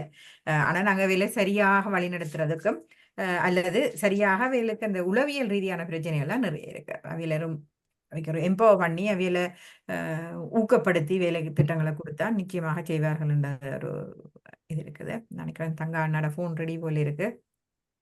நீங்கள் ஏன் அந்த மக்கள்கிட்ட அந்த மனித நேய உணர்வு இல்லை என்று நீங்கள் அதை பற்றி கேட்ட மாதிரி இல்ல, உணர்வு இல்லை என்று நான் சொல்ல வரையில. நான் சொல்றேன் அந்த உணர்வை வளர்க்கறதுக்கு என்ன செய்யலாம், வணக்கம் என்ன செய்யலாம் அதான் கேட்குறீங்களே. அது அதுக்கு என்ன தேவை உண்மையில? ஏன் அப்படியான கேள்வியை கேட்டீங்க? என்னத்துக்காக கேட்டீங்க? அப்படி எங்கட மக்கள்கிட்ட மத்தியில இல்லையா அல்லது எங்கட மத்திக்கு மக்கள்கிட்ட காணாதான்றதை கேட்குறீங்களா? இல்ல, நான் கேட்கறதுக்கு முக்கியமான இன்னொரு காரணம் வந்து என்னென்றால், இப்ப சவுத் ஆப்பிரிக்காவோட நாங்கள் சில வேலைகள் செய்யும் பொழுது அவர்கள் எங்களை பார்க்குற விதமும் இப்போ பலஸ்தீனியரை பார்க்குற விதமும் வந்து இடையில பெரிய வித்தியாசம் இருக்குது. அப்போ இதற்கான காரணம், அடிப்படை காரணம் என்னென்றால், நாங்கள் தனியாக எங்களுக்குள்ளதான் நாங்கள் உதவி செய்வோமே தவிர இன்டர்நேஷனலாக நாங்கள் ஒரு இரலவன்ட் கம்யூனிட்டியாக இருக்கிறோம். நாங்கள் இணைகிறதும் இல்லை. அவள் காசு கொடுக்கணும் மட்டும் நான் சொல்ல இல்லை. அவங்களோட ஊர்வலங்களோ இல்லாட்டி அவங்களோட பிரச்சனைகளோ இல்லாட்டி அவங்களுக்கு அவங்க வைக்கிற கலை விழாக்களுக்கோ ஒன்றுக்கும் நாங்கள் போக மாட்டோம். அப்போ 2009 நாங்கள் மார்ச் பண்ணும் பொழுது 99% வந்து தனியாக தமிழர்கள் மாத்திரம்தான் வந்திருந்தார்கள். நீங்கள் ஒரு அன்டி அபார்டைட் மார்ச் வந்து நீங்கள் 70s 80s போயிருப்பீங்க. அதுல போனால் அரைவாசிக்கு மேல வந்து வெள்ளையர்களா இருப்பார்கள். சரி, அப்ப அந்த அந்த அந்த ஒரு கலாச்சாரத்தை நாங்கள் இன்னும் உருவாக்குறோம் இல்லை. அது பிரிட்டிஷ் மக்களோட நாங்கள் செய்யற விதங்களோ இல்லாட்டி உலக சார்ந்த விஷயங்களோட நாங்கள் இணைகிற விஷயங்களோ முக்கியமானது. இப்ப இப்ப இதைத்தான் நான் உங்களுக்கு குறிப்பிட பார்க்கிறேன். சர்வதேச ரீதியில இலங்கையில இருக்கிற பிரச்சனைகள்ல நாங்கள் கனவிதங்கள்ல நடந்த விஷயங்களை பற்றி நான் இதுல கூறியிருந்தேன். எந்த விதத்துல நாங்கள் பெருமிதத்தோடு நடந்து கொண்டோம், சுனாமி நேரத்துல என்ன நடந்தோம், போர் நடந்த நேரங்கள் அப்படி நடந்து கொண்டோம் என்றதெல்லாம் நாங்கள். ஓகே, நான் இப்ப கட் அவுட் பண்ணி உங்களுக்கு சொல்றேன், குயிக்கா சொல்றேன். இப்ப எங்களுடைய அரசியல் எடுத்தீங்கன்றான் திரு சம்பந்தன் அவர்கள் எதிர்கட்சி தலைவராக இருந்தவர். எஸ், யாரை சொல்றீங்க நீங்கள்? இதுல இருந்தவர் திரு சம்பந்தன், எங்கட சம்பந்தன் எதிர்கட்சி தலைவர். அந்த அவர் எதிர்கட்சி தலைவரா இருக்கைக்குள்ள சிங்கள நாட்டுல ஏகபோகமான ஒரு மண் சரிவு, வெள்ளம் தாக்கப்பட்டு சின்ன விதமான கஷ்டங்களை சிங்கள தென்பகுதி மக்கள் அனுபவிக்கல. அவர் ஒரு அரசியல் எதிர்கட்சி லீடரா இருந்து அவர் அந்த பக்கத்துல எட்டி பார்க்கல. உதாரணத்துக்கு சொல்றேன் உங்களுக்கு. அப்ப அப்படிப்பட்ட எங்களோட தலைவர்கள் எல்லாம் அது தங்கி இருக்குது. அங்க சவுத் ஆப்பிரிக்கா எடுத்தீங்க நீங்க, உங்களுக்கு தெரியும், இந்த அரசியல் அறிவு தலைமத்துவங்கள் இருக்கு அதில் உணரப்படுத்துறதுக்கு என்ன சமூகத்துக்கு சமுதாயங்களுக்கு என்ன. எஸ், அப்ப அவர் எதிர்கட்சி தலைவராக இருந்தால் அவர் அந்த அந்த சிங்கள மக்களும் எங்களோட மக்கள் என்று போய் அதுவே அவையினுடைய இதை பற்றி விசாரிச்சிருக்கணும், அதை பாலிமல்ல காய்ச்சிருக்கணும், சொல்லி இருக்க வேணுமே இல்லை. ஆனால் அவர் எதிர்கட்சி தலைவராக இருந்து தமிழ் மக்களுடைய அபிலாஷைகளை பற்றி தான் பேசிக் கொண்டிருந்தார் ஒழிய அவர்கிட்ட மனிதநேயம் இருக்கவில்லையா? அல்ல மறந்துட்டாரா? அது அவர்தான்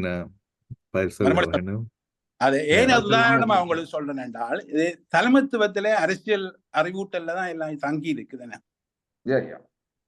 அதே நேரம் தங்கான டிஆர் தமிழ் ரிஹாபிலிட்டேஷன் ஆர்கனைசேஷன் வந்து கனதரம் போய் சிங்கள மக்களுக்கு உதவி செய்திருக்குது. கூட அங்க போய் வேலை செய்தது சவுத்ல. ஸோ தலைமைத்துவத்துல இருக்குதுன்றது உண்மைதான். தலைமை தாங்குவர்கள் அப்படியான நோக்கம் சிந்தனைகள் இல்லாமல் இருந்தாலும் ஒன்றும் செய்யலாம். ஆமாம், கரிக்குலத்துல நாங்கள் என்னத்தை வரலாற்றை வச்சிருக்கிறோமோ தெரியாது, என்ன வரலாறு இருக்கோ தெரியாது அதை பற்றி. ஆனால் உண்மையில எங்களை வழிகாட்டல் இல்லைன்றதாலதான் எங்களுக்கு அந்த அறிவு, எங்களுக்கு புத்துணர்வு இருக்கேன் என்று நான் கருதுறேன். ஒன்று மற்றது, முதலாவது இந்த சமய ரீதியா இருக்கிறதுன்றது இப்ப தானதுக்கு லண்டன்ல கோயில்ல கேட்டீங்கன்றால் ஆட்கள் கோயிலுக்கு கொண்டே கொடுத்தாலும் அந்த கோயிலில் நல்ல காரியங்கள் செய்து அந்த காசு எடுத்து கொண்டு போய் அவை கோயிலுக்காண்டிதான் அந்த காசை கொடுக்கணும். என்ன அந்த கோயில் ஒரு உருப்படியான ரிலீஃப்கள், உருப்படியான வேலை திட்டங்களை செய்யுது. உதாரணத்துக்கு சாய்பாபா எடுத்தீங்கன்னா சாய்பாட்டு எல்லார்ட்டையும் போனால் அவர் அவர்கிட்ட காசை வாங்கி எத்தனை விதமான ஒவ்வொருத்தர்கிட்டையும் போய் ஒவ்வொரு சொல்றாரு, இதை செய்யுங்க அதை செய்யுங்க. அவர் அந்த அந்த அந்த அந்த ரிலீஃபை ஒவ்வொரு விதத்துல செய்து போட்டு தான் போடுறாரு. அப்ப சமயங்களை நாங்கள் குறை சொல்ற அளவுக்கு இல்லைன்னு அதுக்கு அது என்னத்தை மீன் பண்ணி நாங்கள் சொல்றோம். ஆக்கள் இலங்கையை கட்டிங்கன்னா வடக்கு கிழக்கு பாதையில் உள்ள கோயில்கள்ல ஆக்கள் காசு கோயிலுக்கு கொண்டே கொடுக்கணும். ஆனா அந்த காசுல முக்காவாசியும் அந்த காசுல கோயிலுக்காக செலவழிக்கப்படுறதை ஒழிய, ஆனால் நீங்கள் ஒரு எப்படியான ஒரு ரிலீஃப்களுக்கு அல்லது ஏதாவது தேவைக்கு பயன்படுத்தல. அதுல ஒரு வித்தியாசமான இது இருக்கு. ஆனா லண்டனை பொறுத்துல உள்ள ஆலயங்கள் முழுக்க எனக்கு தெரியும், எல்லா ஆலயங்களும் எவ்வளவு காசு அனுப்புதுன்றது தெரியும், என்னத்துக்கு அனுப்புதுன்றது தெரியும். ஆனால் அவையில நாங்கள் புற சொல்லல. அது என்ன ஆலயம் இருக்கிறபடி தான் அவை அந்த காசை கொண்டே கொடுக்கணுமே.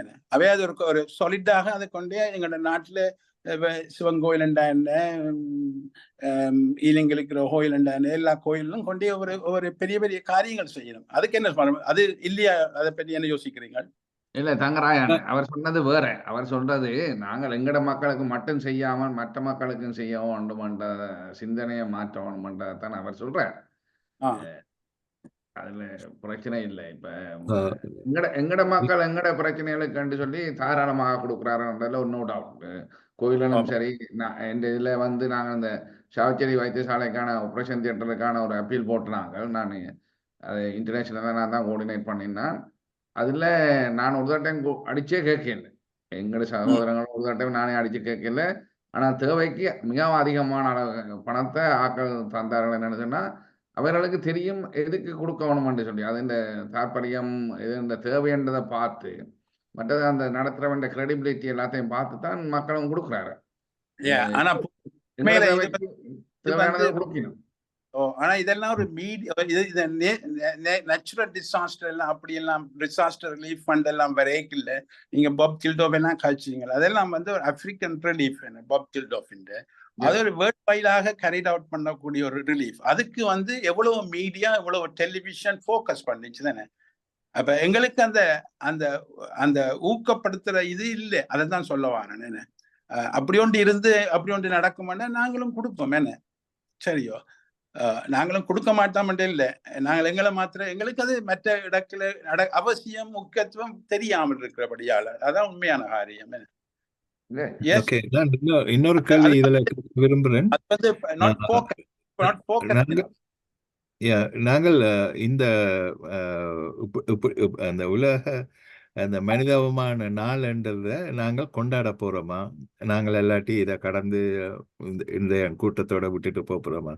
நாங்கள் அது ஒரு மனிதாபமான நாளை கொண்டாடுறக்குள்ள நாங்கள் அதுக்கான சமூகங்களோட சேரலாம். நாங்கள் அதுக்கான ஒரு கலாச்சாரத்தை உருவாக்கலாம். இதை வந்து முன்னெடுக்கிறத பற்றி இதுல பங்கு பெற்றவர்களோட அபிப்பிராயம், இதுக்கு எதிரான கருத்துக்கள் எதுவும் இருக்கும் என்றால் சொல்ல முடியுமா? இதுக்கு நான் சப்போர்ட் பண்ண தயாரா இருக்கிறேன். ஆனா இதுக்குத்தான் உதாரணமா நாங்கள் எப்படியான அமைப்புகளோட வேலை செய்ய லயன்ஸ் கிளப் இருக்குது, சரியா, சார்ல்ஸ் ரோட்டரி கிளப்ஸ் இருக்கு, எத்தனை கிளப்ஸ் இருக்கு, எத்தனை விதமான ரிலீஃபே அவங்க சேஃப் சில்ட்ரன் ஃபண்ட் இப்படியான அமைப்புகள் வேர்ல்ட் வைடா ஒர்க் பண்ணி நம்ம என்ன சரியோ. அப்ப அந்த அளவுக்கு நாங்கள் எடிகேட் பண்ணப்படல. அந்த அளவுக்கு எங்கள்கிட்ட ஸ்ட்ரக்சர் இல்லை, அந்த அளவுக்கு ஒரு சிஸ்டம் எங்கள்கிட்ட இல்லை. ஆனபடியே தான் அதுக்குத்தான் நீங்க ஒர்க் பண்ணணும். அப்படி ஒரு எமர்ஜென்சி டிசாஸ்டர் ஒன்று வந்தால் எங்கேண்ட வேர்ல்ட் வைடோ எங்கேண்டு வந்தால் நாங்கள் எப்படி மோபிலைஸ் பண்ணலாம், அங்கதான் திரண்டால் முடுக்கின்ற நெட்வொர்க் எப்படி எஃபெக்டிவா இருக்கலாம், அப்படி ஒரு சிஸ்டத்தை தான் நீங்கள் கதைக்கலாம். அதுக்கு என்ன மீடியா வேணும், எப்படி மோபிலைஸ் பண்ண வேணும், எஸ் எப்படி ஃபோக்கஸ் பண்ண. அப்படியானா நாங்கள் 2009ஆம் ஆண்டுல கிளிநொச்சியில பெரிய ஒரு வெள்ளம் வந்தது. நாங்கள் அந்த நேரம்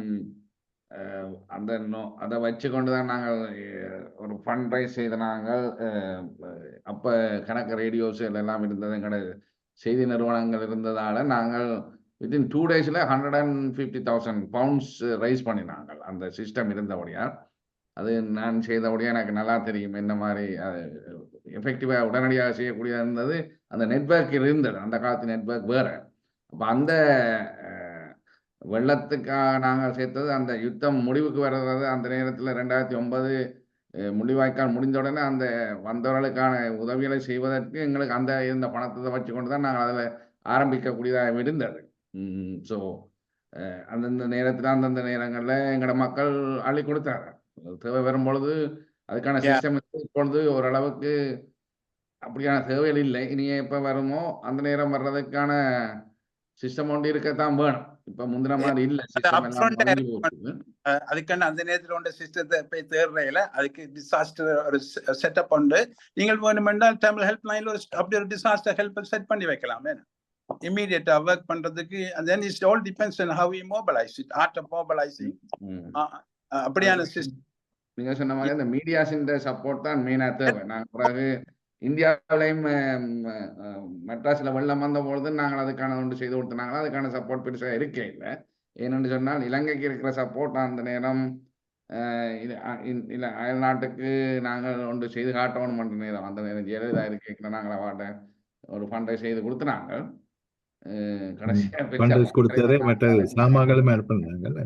Yeah. அஹ், நான் நட்சத்திர வேட்பாளர்களை ஹால்ல உருவாக்குறதுக்காக எல்லாத்தையும் கலெக்ட் பண்ணி கொடுத்தேன் நான். Yeah. Yeah, அப்படி என்னென்ன அந்த கணக்கு வணங்காமுடி எப்படி ஆர்கனைஸ் பண்ணீங்க? எதை சொன்னீங்க?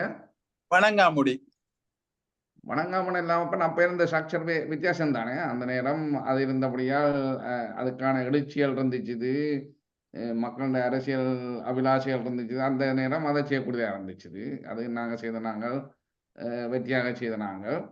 அதால் வந்த பிரச்சனைகளை நாங்கள் நேரடியாக எதிர்கொள்ள வேண்டி வந்த தனிப்பட்ட முறையில நாங்கள் எதிர்கொள்ள வேண்டி வந்தது. அந்தந்த நேரத்தில் துணிவு வேணும், சிலருக்கு துணிவு கொடுக்க வேணும், சிலர் கொடுக்க வேணும். அது அந்தந்த நேரத்தில் எழுச்சி, மக்கள் எழுச்சி தான் எல்லாத்துக்கும் கடைசியாக காரணமா இருந்ததுன்னு சொல்லலாம். அப்படி ஸ்ட்ரக்சரை அதான் சொல்ற பாஸ்ட் இல்லாமல் ஒரு அன்பொலிட்டிக்கலாக ஒரு பாஸ்ட் இல்லாம ஒரு அப்படி ஒரு ஸ்ட்ரக்சரை நீங்கள் எந்த நேரம் இருக்கத்தக்க இருக்க வேணும். அட்ஹாக் ஒர்க்ல ஒர்க் பண்ணத்தக்க மாதிரி இருக்க வேணும். இருந்தால் you can maintain it. You can இன்றைக்கு இந்த நாளை இப்படி நாங்கள் கட்டாயம் கொண்டாடத்தான் வேணும்.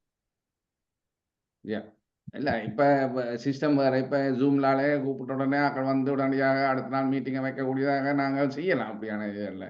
ஒவ்வொரு நேரத்தில் ஒரு சிஸ்டத்தை மாத்திரதானே. இப்போ டெக்ஸ்ட் மெசேஜ்களுக்களாலே நாங்கள் எல்லாம் செய்யலாம், முந்தின மாதிரி இல்லை. அப்போ அந்த நேரம் 2009 இப்படி இருக்காத நேரம் வேறு மாதிரி செய்யலாம். அப்போ இன்னொரு நேரம் வரைக்கும் அந்த நேரம் இருக்கிற தொழில்நுட்பத்தை பாவிக்கலாம். ஏஐ இந்த மாதிரி அந்த நேரம் இருக்குமா? அப்போ சூழ்நிலைக்கு ஏற்ற மாதிரி நாங்களும் எங்களை அடாப்ட் பண்ணி கொள்ளுவோம். எங்களை வேற ஒரு ஆள் வந்து செய்வாங்க. எங்களை அனுபவங்களை நாங்கள் பகிர்ந்து கொள்ளலாம். நாங்கள் மீட்டிங்கை முடிவுக்கு கொண்டு வரணும். ஏனென்றால் Is the response it depends on the priority end of the day. Yes. Okay, I'll leave you alone. Okay, thank you. நாங்கள் இன்றைக்கு எடுத்துக்கொண்ட விஷயம் ஒரு முக்கியமாக நாங்கள் இதை ஒரு கலாச்சாரமாக உள்வாங்க போறோம் என்று தீர்மானித்து அதுக்கேற்ற மாதிரி ஒவ்வொருவரையும் தங்களுடைய கருத்துக்களை எடுத்து மற்றவர்களோட முன்னெடுக்கும்படி கேட்டுக்கொள்கிறேன். முக்கியமாக இன்றைக்கு பங்கேற்ற திரண்டால்மிடுக்கு ஸ்தாபகர்